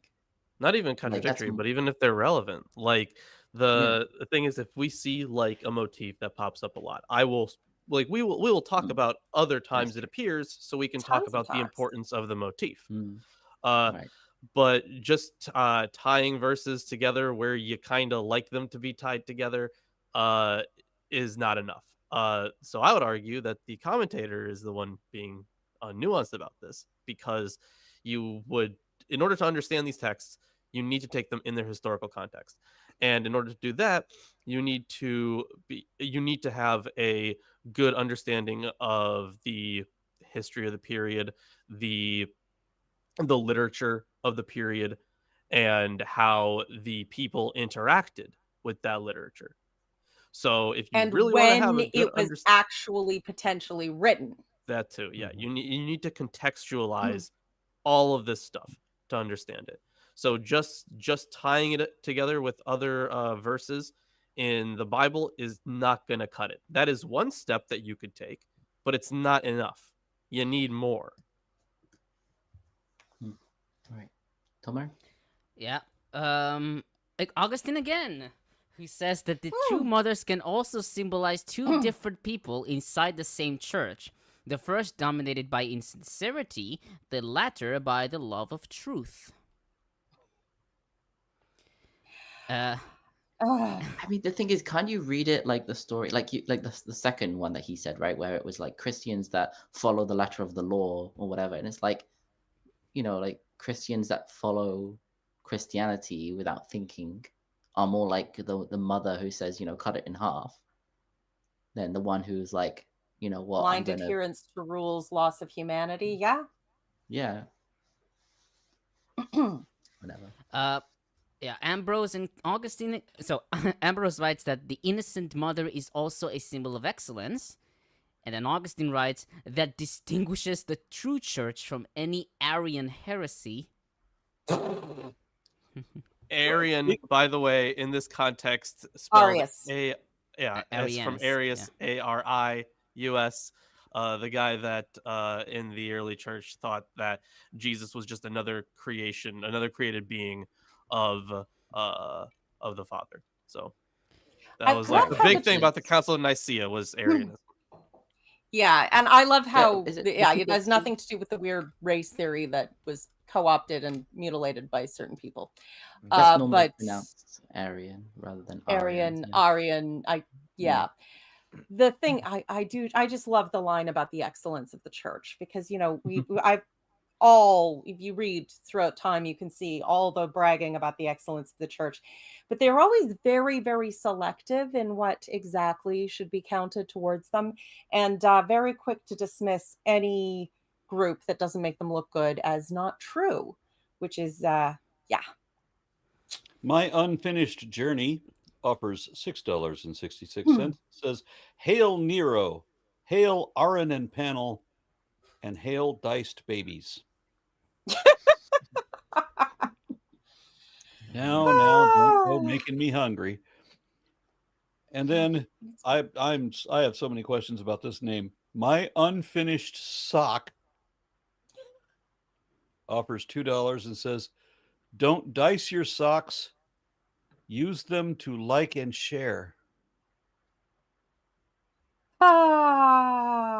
They're Okay. referring to sock accounts, and I can tell you that doesn't. Okay. And then SJL says, "Catholics think it's all parables, so the true meaning isn't in a direct reading. So Roman Catholicism is the best religion to not believe in." There you go. And one of the things about parables is that they're intended to like actually not communicate, like for people not to understand. Yeah, I get that impression. Well, you're supposed to think about them, and people who are unwilling to think just won't get it, which is odd when people are trying to make all the parables literal. It's like, could you miss the point any harder? All right, Tomer, And- finish this up, please. Yeah, and Augustine again writes that Can Augustine just make up his fucking mind? What does this No. thing mean? he says that she, i.e. the innocent mother, also shows how true charity is the only aim that the faithful and righteous members of the Church of God must pursue. True charity is the only thing that the actual people of God must pursue. I would like to refer everyone for later watching, if they have not already observed, the QI debate on the Catholic Church is a force for good in the world, for and against, Stephen Fry and the illustrious Christopher Hitchens being in the against camp. That was epic and says everything that I'm not going to interrupt Tomer long enough to say. Yep. I mean, it's funny that this chapter is like 28 verses long. My commentary is 6 pages long, and it took us 2 hours to finish it.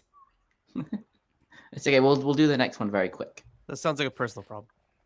Yes, Okay, all right. Are we ready for the prostitutes? we have done. Oh, you missed it. Lawrence read it. Okay, chapter 4. King Solomon was king over all Israel. These were his officials: Azaryahu, son of Zadok the priest. Elichoreph and Achia, sons of Shisha, were scribes. Yehoshaphat, son of Achilud, was the chancellor. Benayahu, son of Jehoiada, over the army. Tzadok and Eviatar, priests. Azaryahu, son of Natan, over the officers. Zavud, son of Natan, a priest, and friend of the king. I think I skipped a word here. No? Whatever. Zavud son If of you're Natan. having trouble, just imagine how Yeah. badly I'd be doing. whatever. Ahishur, in charge of the household. Adoniram, son of Avda, over the levy. Solomon had 12 officers over all Israel who provisioned the king and his household. For 1 month of the year, it was incumbent upon each one to provision. These are their names. Son of Hur, in the highlands of Ephraim. Son of Deker, in Makat, in Sha'alvim, Bet Shemesh, Elon, and Beit Hanan. The son of Hesed, in Arubot, Sochor, and all the lands of Hefer, was his. The son of Avinadav, in the entire region of Dor. Tafat, daughter of Solomon, was his wife. Baana, son of Achilud, in Tanach, Megiddo, and all of Bet Sha'an, which is near Tsaratan, beneath Yisrael, from Bet Sha'an to Avel Mechola, to beyond Yok Ma'am. Son of Gever, in Ramot Gilad. His were the villages of Yair, son of Manasseh, which are in Gilad. His was the region of Argov, which is in the Bashan. 60 great cities, with walls and bronze gate bars. Achinadav, son of Idor, in Machanaim. Achimaatz, in Naphtali. He too took Basmat, daughter of Solomon, as a wife. Baana, son of Hushai, in Asher, and also in Be'alot. Yehoshaphat, son of Parua, in Issachar. Shimi, son of Elah, in Benjamin. Gever, son of Uri, in the land of Gilad, the land of Sihon, king of the Amorites, and of Og, king of Bashan. One official who was over the land. I got to tell you, Isaac, you pronounced exactly one of those names the way I would have. Oh, there you go. Og. Og. Yeah. Og smashed. Guys, I'm sorry. It was IQ verse. squared.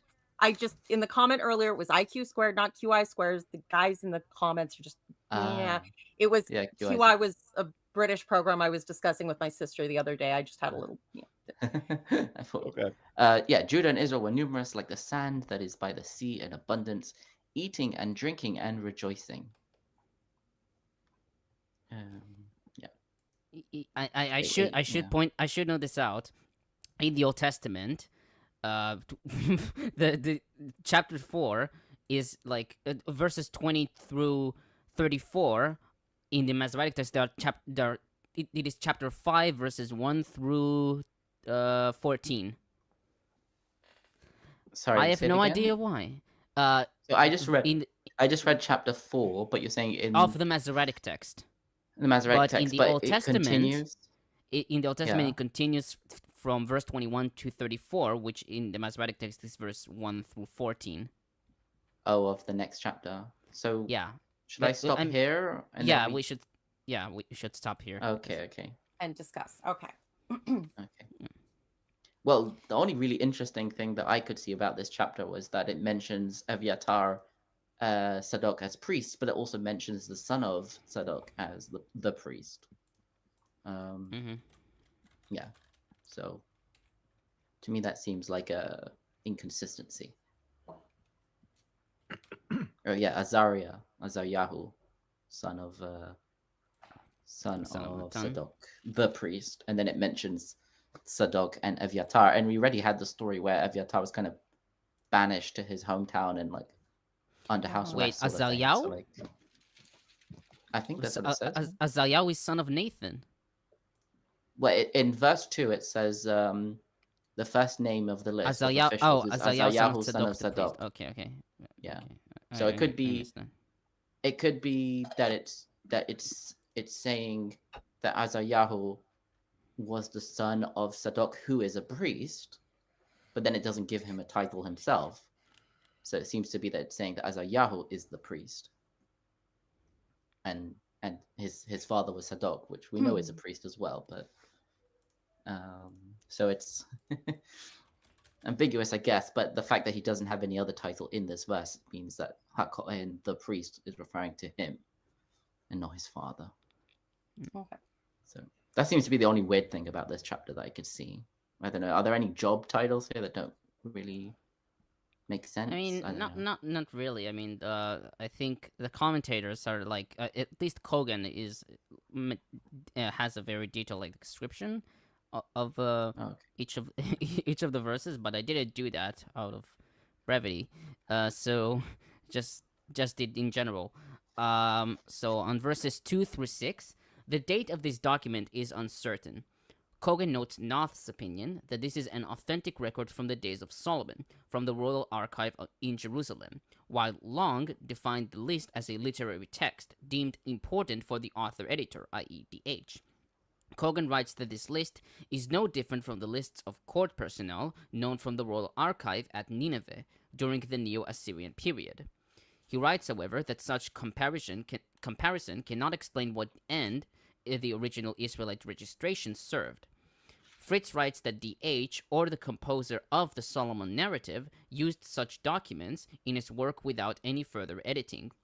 In this way, several original documents are handed down to us that allow insights into the administration of the kingdom. The list in verses 2 through 6 is such a document. Regarding the professions, DeVries writes, quote, "The priest is the royal chaplain. Standing at the head, he is certainly the most influential figure in the entire list. The secretary, in Hebrew sofer, keeps the records and prepares the correspondence. The two persons named may have served in succession. The herald, in Hebrew maskil, is the official protocol officer. The one over the army is, of course, the commander-in-chief, perhaps also a sort of secretary of war. The man over the district's prelects is in overall charge of the provisioning system. The king's friend, in Hebrew Re'eh HaMelech, is the king's most intimate advisor and a sort of secretary of state. The one who is over the palace property, in Hebrew Al-Habayit, is no chief housekeeper or chamberlain. But, in view of the widest semantic reference for the word Bayit, house, the caretaker of all the royal property, including lands as well as buildings. The supervisor of the corvée, in Hebrew Hamas, is of course the head tax official, whose very special task is to direct the forced labor system, of which more will be said.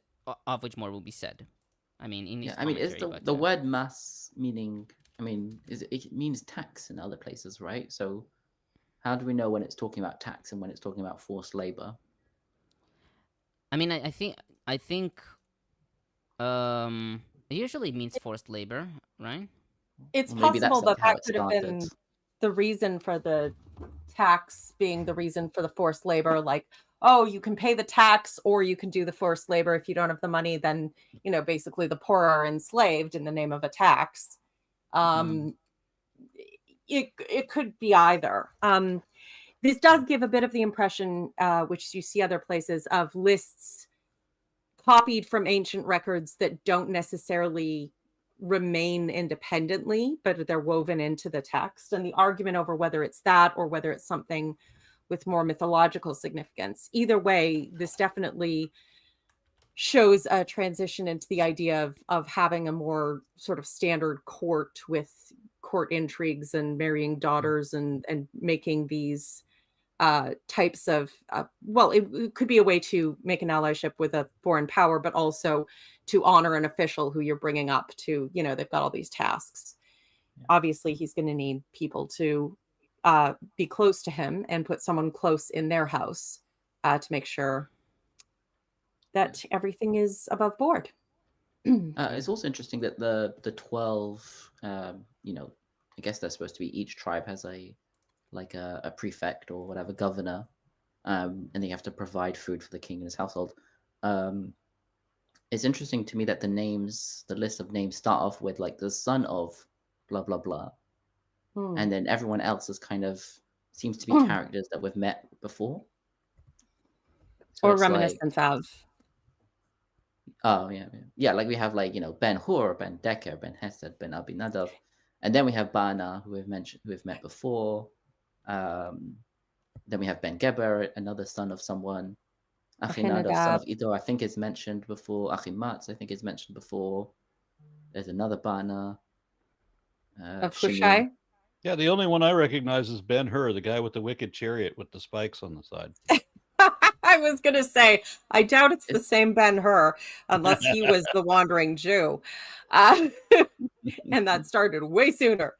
But yeah, I don't know if it's that names were reused. It's possible, obviously, in every culture, there's a name that's common, usually several at different times. So that's possible too, to some degree.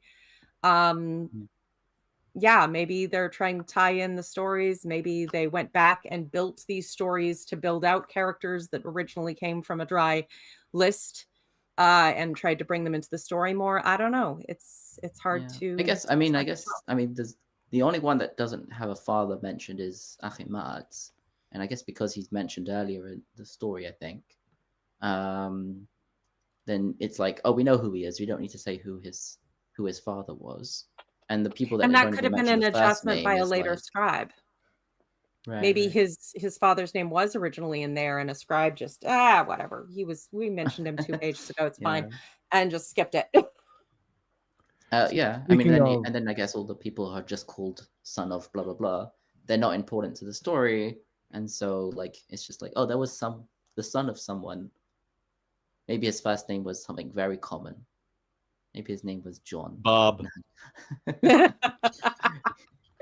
Jim Bob, the son of God. Or it could be that these were names that were like had like Baal in them or something, and so they were just erased rather than changed. That is definitely possible. Is Lawrence frozen again?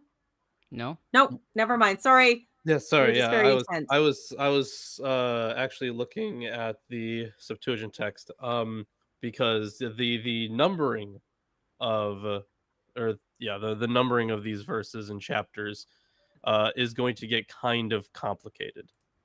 Oh. Yeah. Okay. So go ahead and finish. Go do your commentary, then we'll get into it. Yeah. On verses 7 through 19, Fritz takes the list described here as, quote, one of the few original documents incorporated into the DH, end quote, with DH adding an introduction to the original document in verses 7 through 8a. Later redactions added verses 9b, 10b, 12b, 13b, 19b to describe the territories in more detail. These supplements, he writes, serve as a more precise description of the provinces. Likewise, Cogan writes that DH was one of the many writers who added notes to this list throughout the generations, but the register-like quality of the document, introduction, personal name entries followed by place names, remains, and has affinities to administrative texts from Ugarit and Alalach. DeVries, based on the retaining of the older feminine tha ending, like in Tafat in verse 11 and Basmath in verse 15, dates the list, with most of the interpolations, as relatively late. He writes, quote, the upshot of this review is that the proper names are all good Hebrew or Canaanite and fit the period in question. Right. So the bits that seem like they were added later, like he was the son of this daughter of Solomon, he was the son, he married the daughter of this, that was probably much later added because those female names seem late. Okay, that's fair enough. But I just want to point out that this story is not entirely linear. There's lots of reference to earlier and later things. Hey, Loris, are you seeing what I'm seeing? It looks like in the Septuagint there are some gaps, right? Like after verse 18, it jumps to verse 2 of the next chapter. Well, there is a verse 19 in the Septuagint, but it doesn't have verse 20 through 21. And the thing is, I'm not sure why they did it this way. So in the NRSV UE, they have chapter 5 starting later. So like these verses, this chapter that we're reading right now, chapter 4, goes through, let's see, it has verses 20 through 34. But those verses are in so those verses are chapter 5 according to Alter's Masoretic text. Masoretic text, yeah. Yeah. And interestingly, so it's the same way in my copy of the Septuagint, but uh, but I don't know, like maybe they're just taking it over from the Hebrew numbering, but the translators of the NRSV had have chapter 5 starting later, like quite a bit later. So I'm just trying to find the right place right now as to what they're translating, because I'm looking like ahead to like chapter 5 and trying to line it up with something in uh the Septuagint, just to know like where the hell I'm at. And it's very messy, honestly, especially with the missing verses. Those don't help. Subtract 20 verses from the Old Testament and you get the paralleling the Masoretic text. Yes, that's one, Yeah. but at the same time you still have the verse that pops up in well, sorry, you didn't finish your commentary for No, the I section, did you? haven't actually. Yeah, Thank sorry. you Go for ahead. noticing that. Go Yeah. ahead. Get back into that. We'll talk about it. Yeah. Finally, on verse 20, Sweeney comments, the reference to Judah and Israel indicates the basic structural composition of the United Kingdom of Israel. It is not fundamentally a federation of 12 tribes, but a federation of the southern tribe of Judah and the northern tribes of Israel. This division is evident in the early years of David's reign, when he ruled Judah as a vassal of the Philistines and fought Eshbaal ben Saul, who ruled the northern tribes following the death of his father in 2 Samuel 2-5. It is also evident in the revolt of the northern tribes against the house of David following Solomon's death. The metaphor that the people were as numerous as the sands of the sea is an especially noteworthy feature of the divine promises to Abraham in Genesis 22:17 and Jacob in Exodus 32:13, that Israel would become a great nation in the so-called JE tradition of the Pentateuch.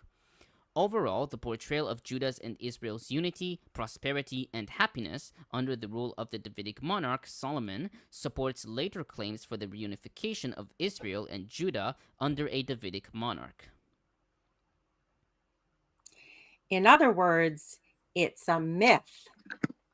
There was never a unified kingdom.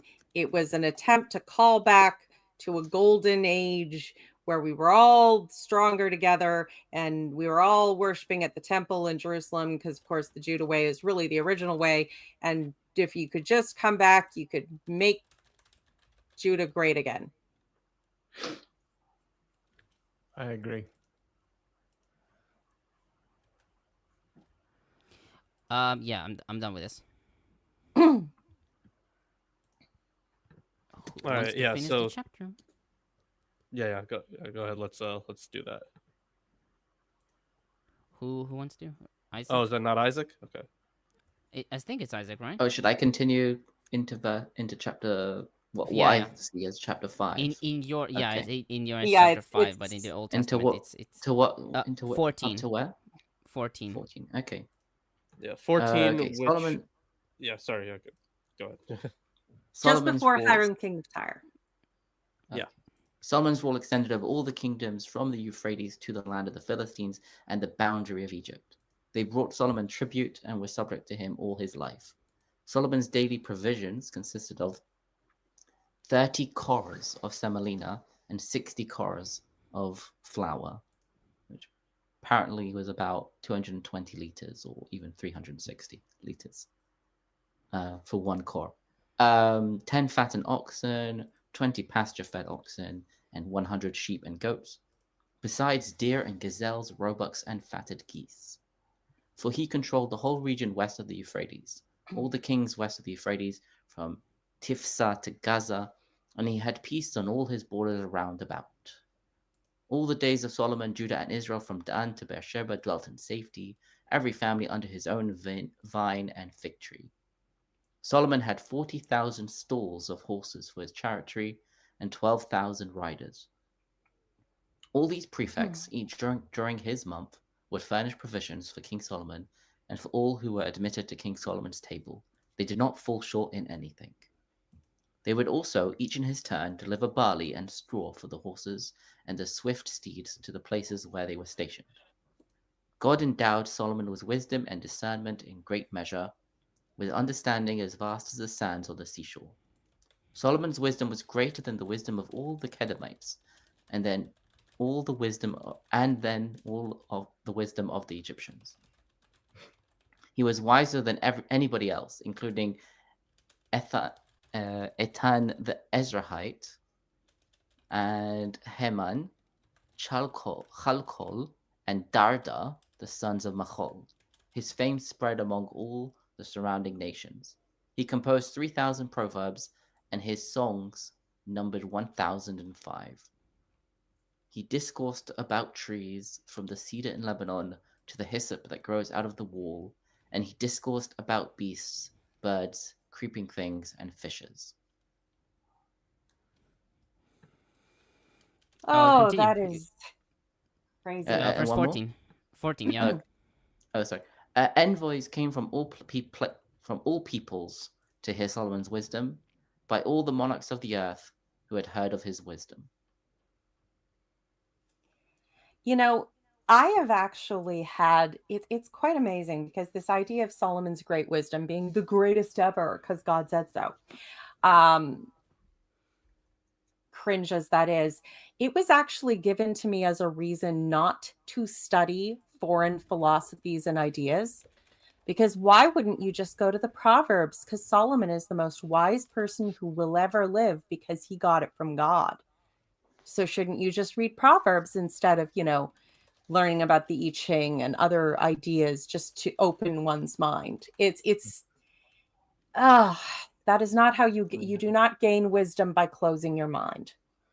And people who don't want you to think we are not probably your took friend. it a step further, and we're like, you don't need to learn psychology or philosophy of any type, because that's all foreign. That mentality is still very much alive today, and it's mostly seen on, like, the Jehovah's Witnesses. I have friends that came out of that, and they were always like, one girl in particular, she was like, they always talk down her. No, you don't need to go to college. Like, you can't do this kind of profession.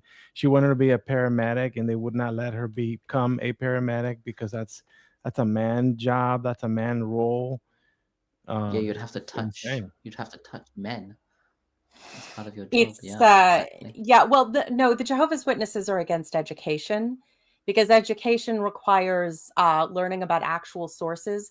They're only allowed to get any information relevant to anything they believe from the official approved website and the official approved articles and videos and whatnot. So because of that, if they go to college, they'll learn about how to decide how good a source is and how to compare it to other sources.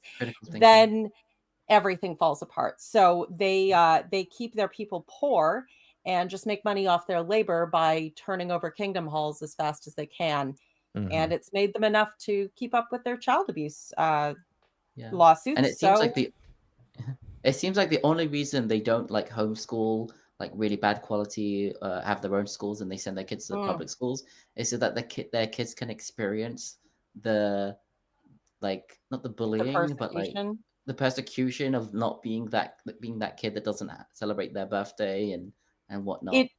They do all they can to keep their kids miserable, but because at least historically it's been about preaching and bringing in people, or at least they have that commitment. They do all they can to keep their kids miserable. They do. They really do. And the poor kids, they can't, if they're removed because they did something that they weren't allowed to do, like have a cupcake for their birthday, their parents can make them repent or threaten to throw them out, even if they're 14, which happened to a friend of my sister. She had to cut off all her friends and only do approved kingdom activities because they felt bad and got her a cupcake and a balloon. Or she would have been homeless at 14, with all of her family and all the people she knew refusing to even speak to her or look at her on the street. Okay, so in my commentary, when I say... That's a big one. That's what she said. I was waiting for someone to say that. But that, no, This- really, that's This is Tatiana. ah, She is yeah. a mildly venomous Brazilian false water cobra. And she's probably my favorite out of the whole collection. She's the friendliest. Yeah. Fortunately, because she's also the most dangerous. Is it the one that goes to pubs with you? Yes. Yes, and that's what we're doing as soon as the show is over. Okay, Tomer, finish quickly. Well, unfortunately for you, most of the commentary is dedicated to this chapter. So Okay. it's your fault. I can't. I don't know what else to say. You are the problem, not me. So when I We when know I you s- did all you could. yeah. You have my empathy, Tomer. I fully accept. Yeah. Okay. So when I say verse 21, which is 5-1, which is 5-1, I'm saying the verse in the Old Testament, which is the verse in the Hebrew Bible or the Masoretic text. So on verse 21, which is 5-1, Sweeney writes that Solomon ruled over the entire Syro-Israelite region west of the Euphrates River, south of Philistia, and the border of Egypt. DeVries writes that Solomon's empire was far vaster than the land, quote unquote, that God promised Abraham. Yet in the biblical tradition, it often describes the ideal territory of Yahweh's people. Fritz writes that this viewpoint probably does not reflect reality, but rather the Davidic rule over some Aramaic kings, as we see in 2 Samuel 8 verses 1-14, extends to the whole territory of Aramaic states up to the Euphrates to push the northern border of the state as far as possible. Wait, Tomer. Are you telling me? Are you actually having the audacity to tell me that state propaganda might be exaggerated? No.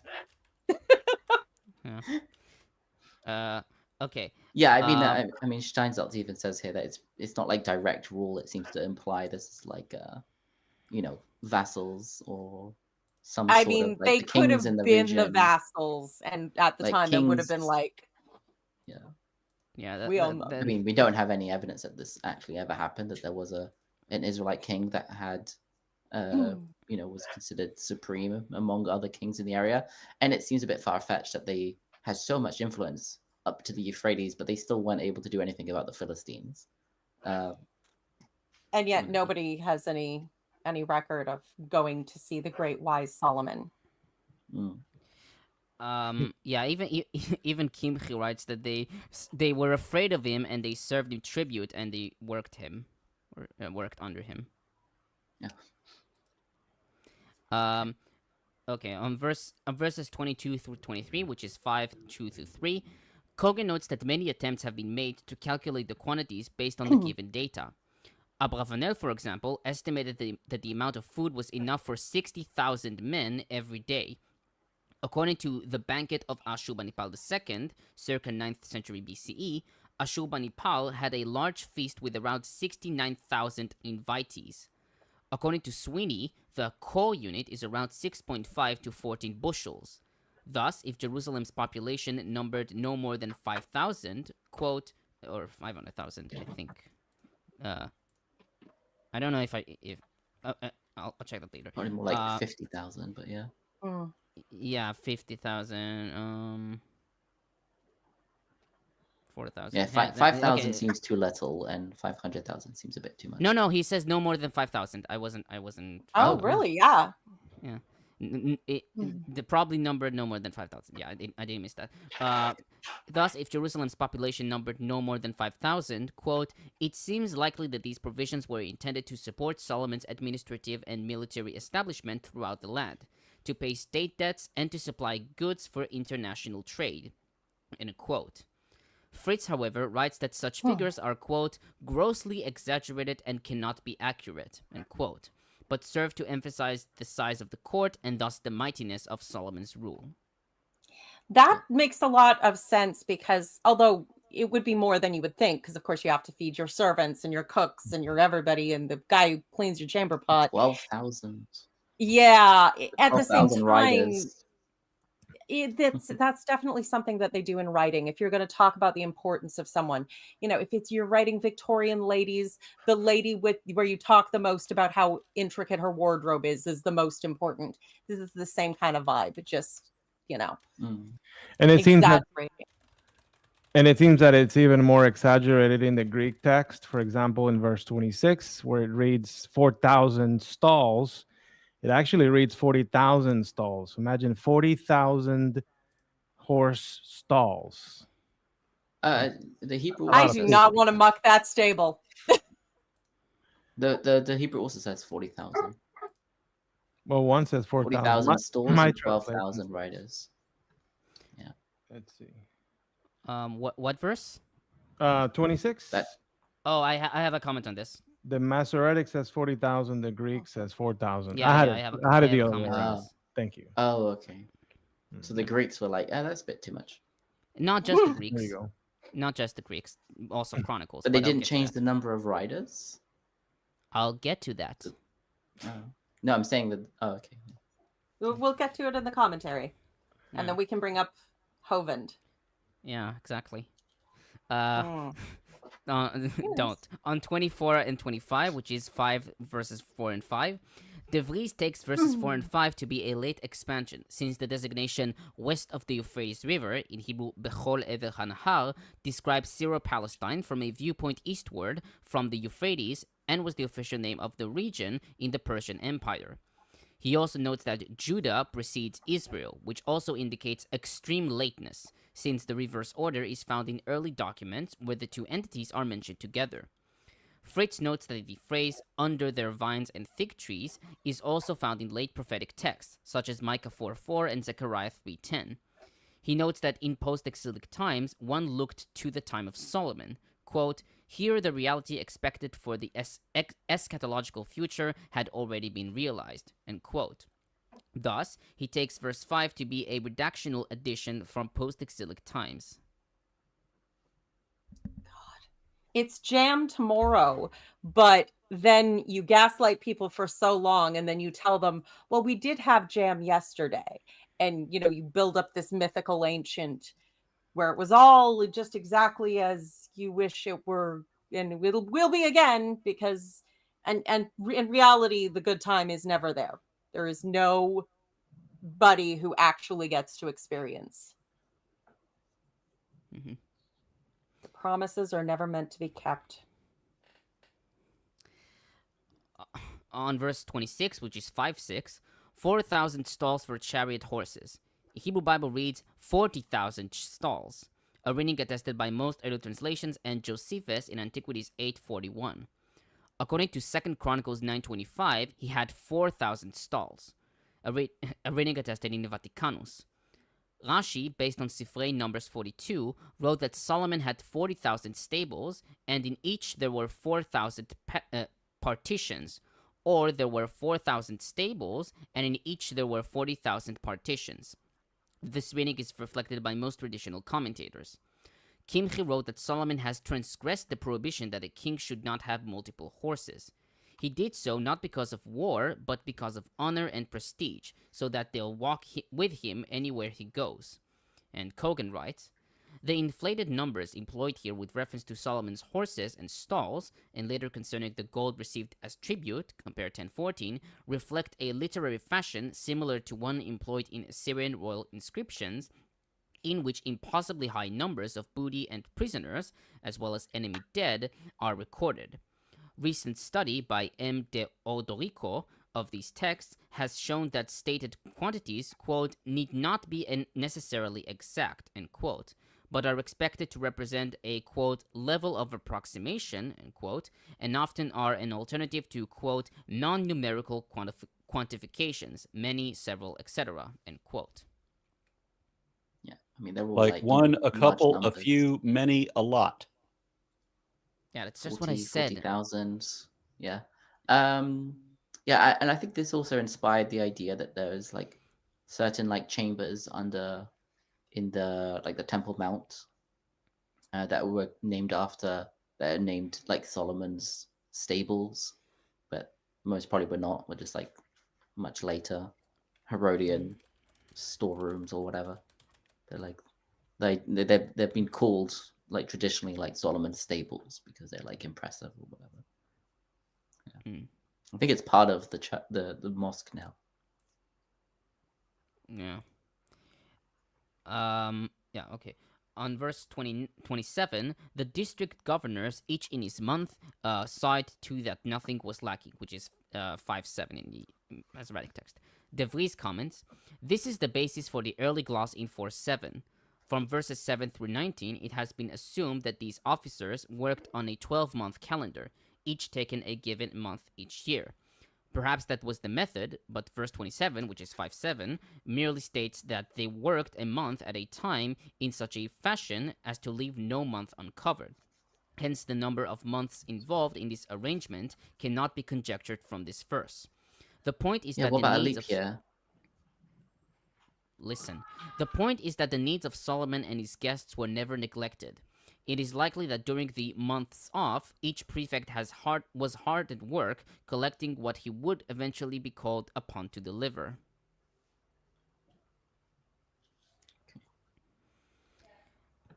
On verse 29, which is 5:9, Fritz writes that according to ancient Near Eastern royal ideology, Solomon is portrayed as the wise king par excellence, whose wisdom surpasses that of others. He takes wisdom, chokhmah, to mean, quote, the exhaustive knowledge of natural phenomena and the experience of life, end quote, and discernment, in Hebrew tvunah, as accompanying wisdom, in that, quote, it is only possible to arrive at wisdom via the recognition and spiritual penetration of the world and life, end quote. Cogan notes that according to ancient belief, the heart was the seat of knowledge, as we see in Proverbs 14:33, 15:14, and 18:15. On verse 30, which is 5:10, all the people of the east. In Hebrew, Bnei Kedem. The word Kedem can denote east, according to Targum, Peshitta, and Voget, which reads Orientals. Cogan writes that the Kedemites were the desert dwellers from east and north of Israel, see in Genesis 29:1, Judges 6:3, Isaiah 11:14, etc. DeVries writes that Bnei Kedem can also be read as men of old, as we see in Septuagint and Josephus and Antiquities 8:42, with such figures as those in the Ugaritic literature in mind. Sweeney writes that Kedem means what is in front or before, which may refer either spatially to the direction of worship in the east or temporally to time that has already passed.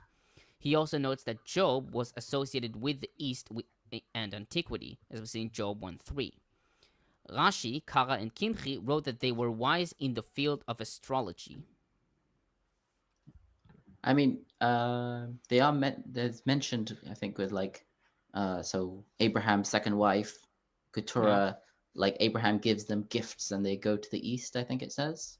Yeah. And so I think there's a tradition is that the gifts that were given to these, like, you know, Orientals, as they would have thought of it back then, was like the wisdom of astronomy and stuff like that.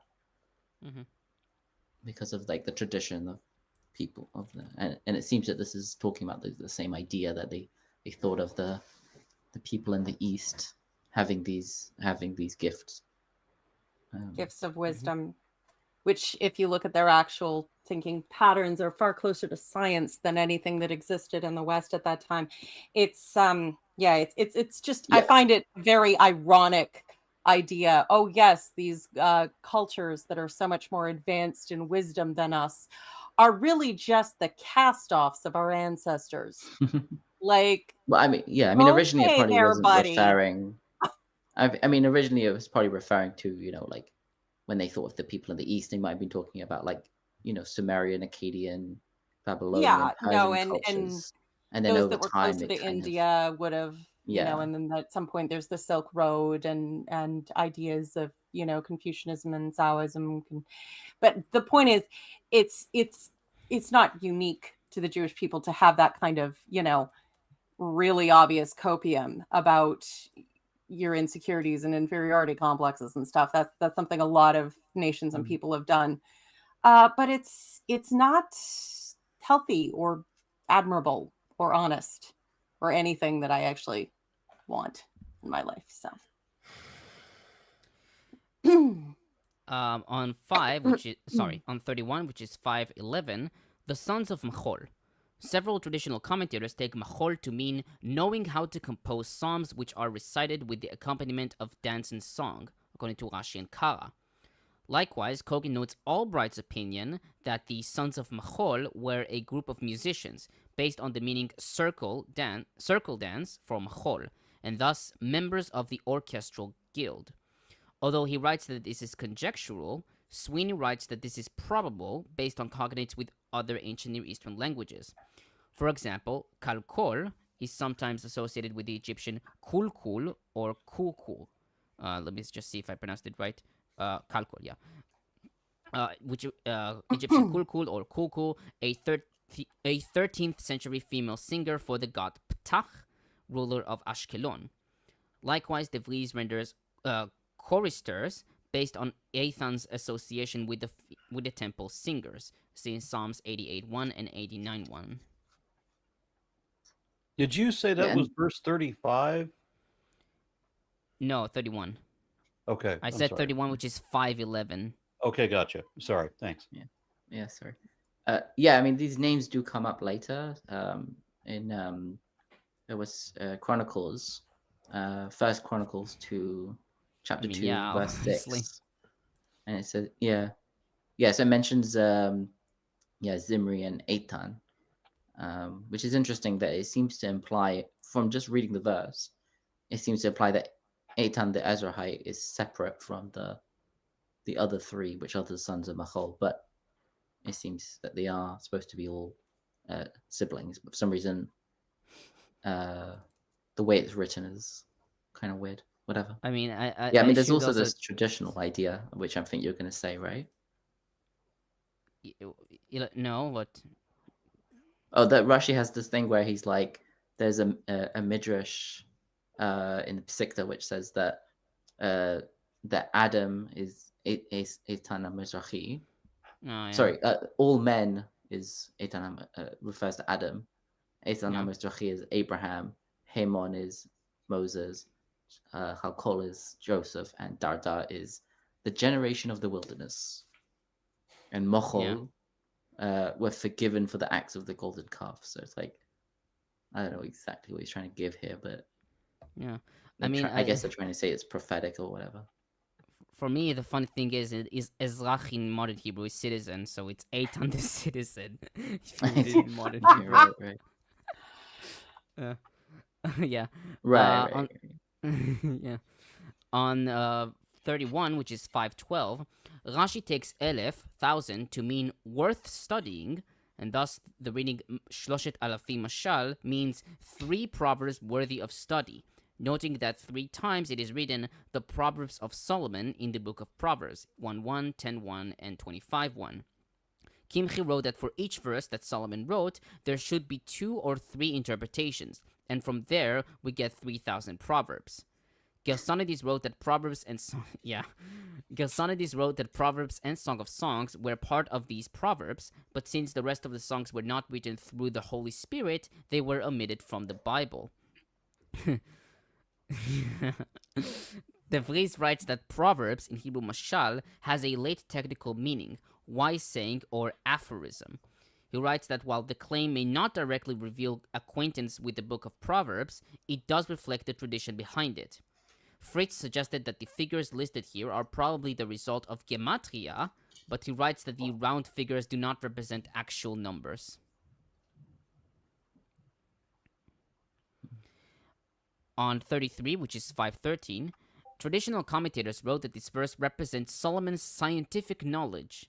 Rashi, for example, wrote, quote, he spoke of trees, i.e., which medical remedy is derived from each tree, and that a particular tree is best suited for that type of building or to be planted in a particular field. And similarly, regarding animals, what is its cure and the vital elements needed for its development and its food. The Midrash Agadah, Pesikta de Rav Kahana 4.3, expounds, why did God see fit that a leper becomes ritually clean with the tallest of the tall trees and the lowest of the low trees, and of the animals and the fowl, Why did God see fit that this one should become permissible through shechita, or slaughtering, by severing one organ, and this one by severing both organs, and fish and grasshoppers without anything, i.e. slaughtering? End quote. And and Fritz comments, the sapiential knowledge of natural phenomena is summarized by certain examples. The mighty cedar is contrasted with the insignificant hyssop. This plant, which grows on walls, has not been identified, but was used during purification offerings. Compare Exodus 12:12, Leviticus 14:4, 6 and 49, and 51 through 52, and Numbers 19:6 and 18. The statement about the trees emphasizes that wisdom covers everything from the cedar to the shrub. The animals are divided into 4 groups with no further classification. With both verses, the common knowledge of Solomon is increased. End quote. And Targum reads, and he prophesied about the kings of the house of David who would rule in this world and in the world of the Messiah. Yeah. Now for some Christians, I only have 2. Ephraim writes that the 12 prefects appointed by Solomon to administer his kingdom foreshadows the 12 apostles chosen by Christ. Of course it does. No. It's not like they're both predicated on the 12 tribes narrative. All 12 months of the year, yeah. Which probably are connected. And Origen writes that the passages in the scripture concerning Solomon's wisdom prove that all pagan philosophers were influenced by him, and what can be considered wise in the reflections undoubtedly derives from him who was divinely inspired. What did I say? Why should we look at anything of the wisdom of the entire human race? Because we have one collection of stuff attributed to Magic Dude from a book who was the best for real. At least he's saying that they have wisdom, but their wisdom ultimately comes from Solomon. So maybe we've lost that wisdom, but we can get it back from, the wise people. Can we just summarize that all of the Christian commentary on everything in the Old Testament is going to say this relates to Jesus somehow? Not really. Most of it. Not all of it. Jesus, the church, or Christians. Although Sometimes it's about how the Jews are evil. Oh, right, of course, yeah. Although I do think we should finish the chapter. In the Septuagint, there's quite the lengthy edition. We didn't finish the chapter? Well, we did. We did. But in the Septuagint, there's quite a lengthy edition. There's not like I haven't commented on the Septuagint. I mean, the Septuagint is fucking weird. Like it is. It's basically just a mishmash of all the verses of Kings in the Masoretic text. I mean, that's just what it is. I think that's the same thing here. Let me just check. Okay, I mean, well, the thing is, I did. So while I was looking through this, right, I was initially looking for where because it's still part of chapter 5 in this, but it's in the middle of chapter 5, where in the Septuagint where chapter 5 in our translation starts. So I was looking for that, and then I came across quite a lengthy edition. So it's interesting. Oh, I think. Wait a minute. Okay, I have it right here. I'm just gonna say a few things. I see what it is. Yeah, so we have verse 14, right? Which is 34 in our translation. But then there is what would be equivalent to 34a and 34b. So there are 2 extra verses, or at least one long verse in here. So I'm just gonna kind of translate it. I did look up a couple of these words because I didn't know them, but and Solomon seized the daughter of Pharaoh for himself as a wife, and took her to the city of David until the completion of the house of the Lord and his own house. and the wall of Israel. Then let's see. Which is pretty much then like I chapter 3 verse 1. Yeah. Well, so there's still that was just part 1. That was a 14a. Then he took Pharaoh, king of Egypt. Then Pharaoh, king of Egypt, took, and it looks like. Okay, so he took and occupied he took an occupied Gezer, and set it on fire, and the Canaanites, and it looks like he was it rehomed maybe, or moved them. He moved the Canaanites to Mergab, and Pharaoh gave the people fleeing to his daughter, wife of Solomon, and Solomon built Gezer. Yeah, so here's the thing that what's happening here. These are basically verse 3:1 and 9:16. 9:16. Ah. Yes, I have no fucking idea what the Septuagint does. It basically just takes random parts of the chapter Kings. 9:16 is where the Pharaoh comes Oh yeah, to help. yeah. Solomon It in says right war. here 3:1, 9:16, and 17. It looks like it. I don't understand what the fuck is it doing, like. I don't know. I don't know Maybe why it's they did that, but it's there.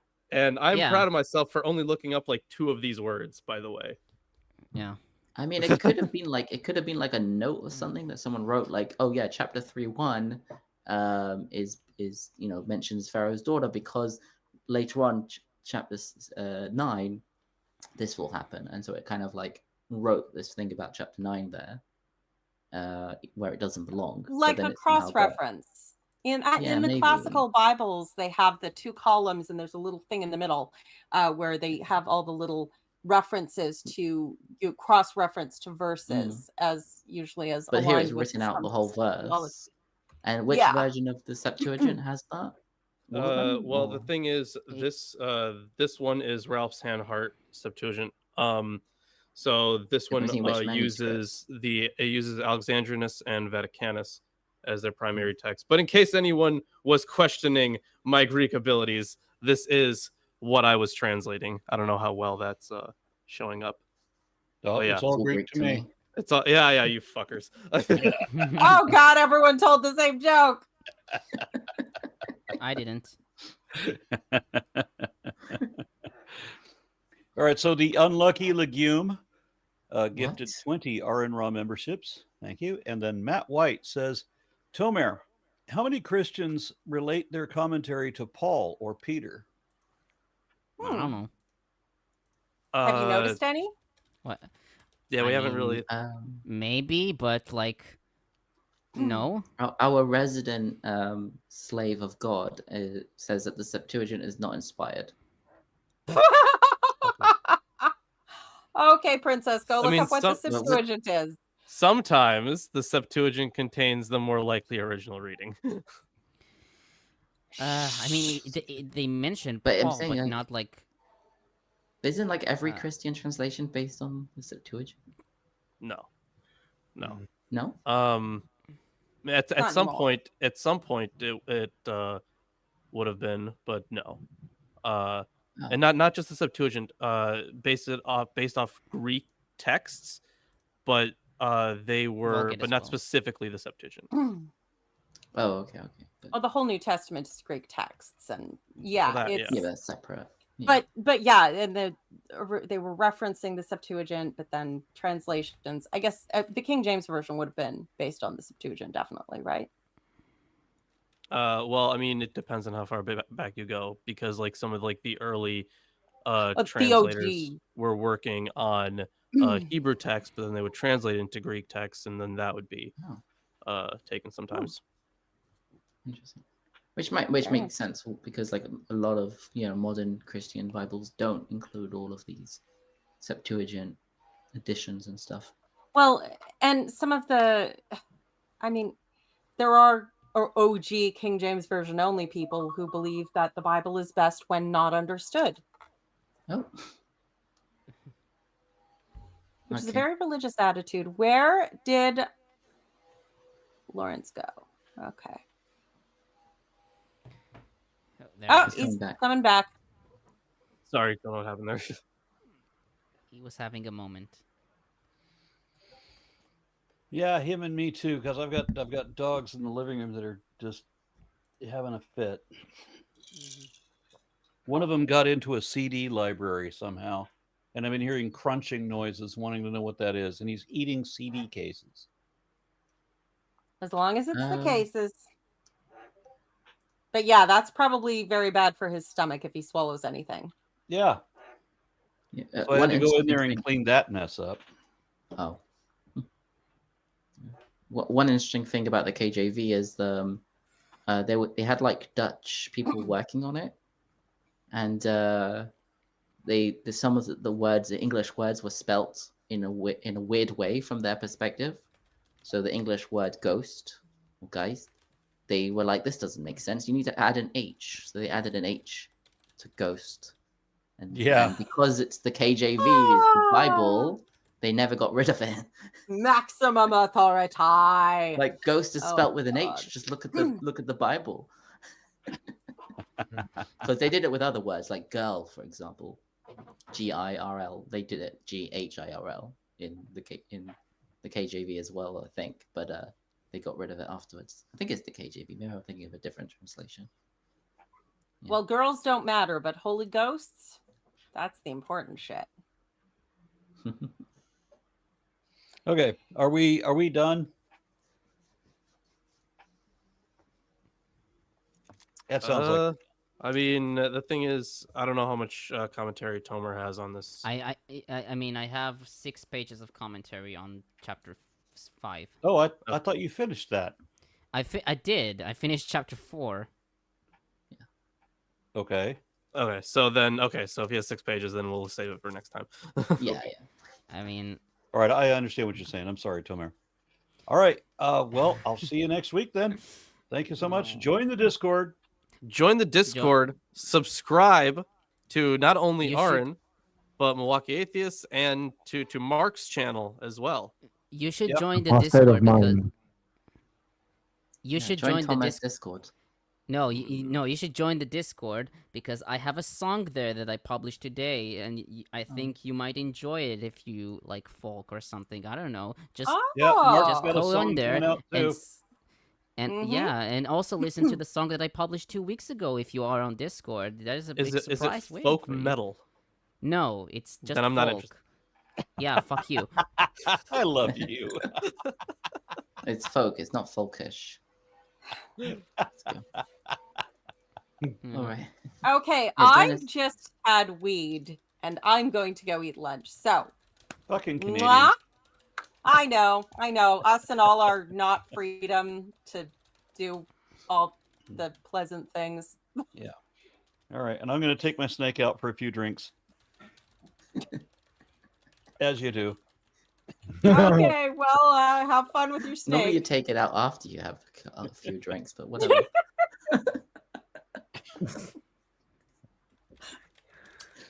Yeah, that's why I can't be near a school again.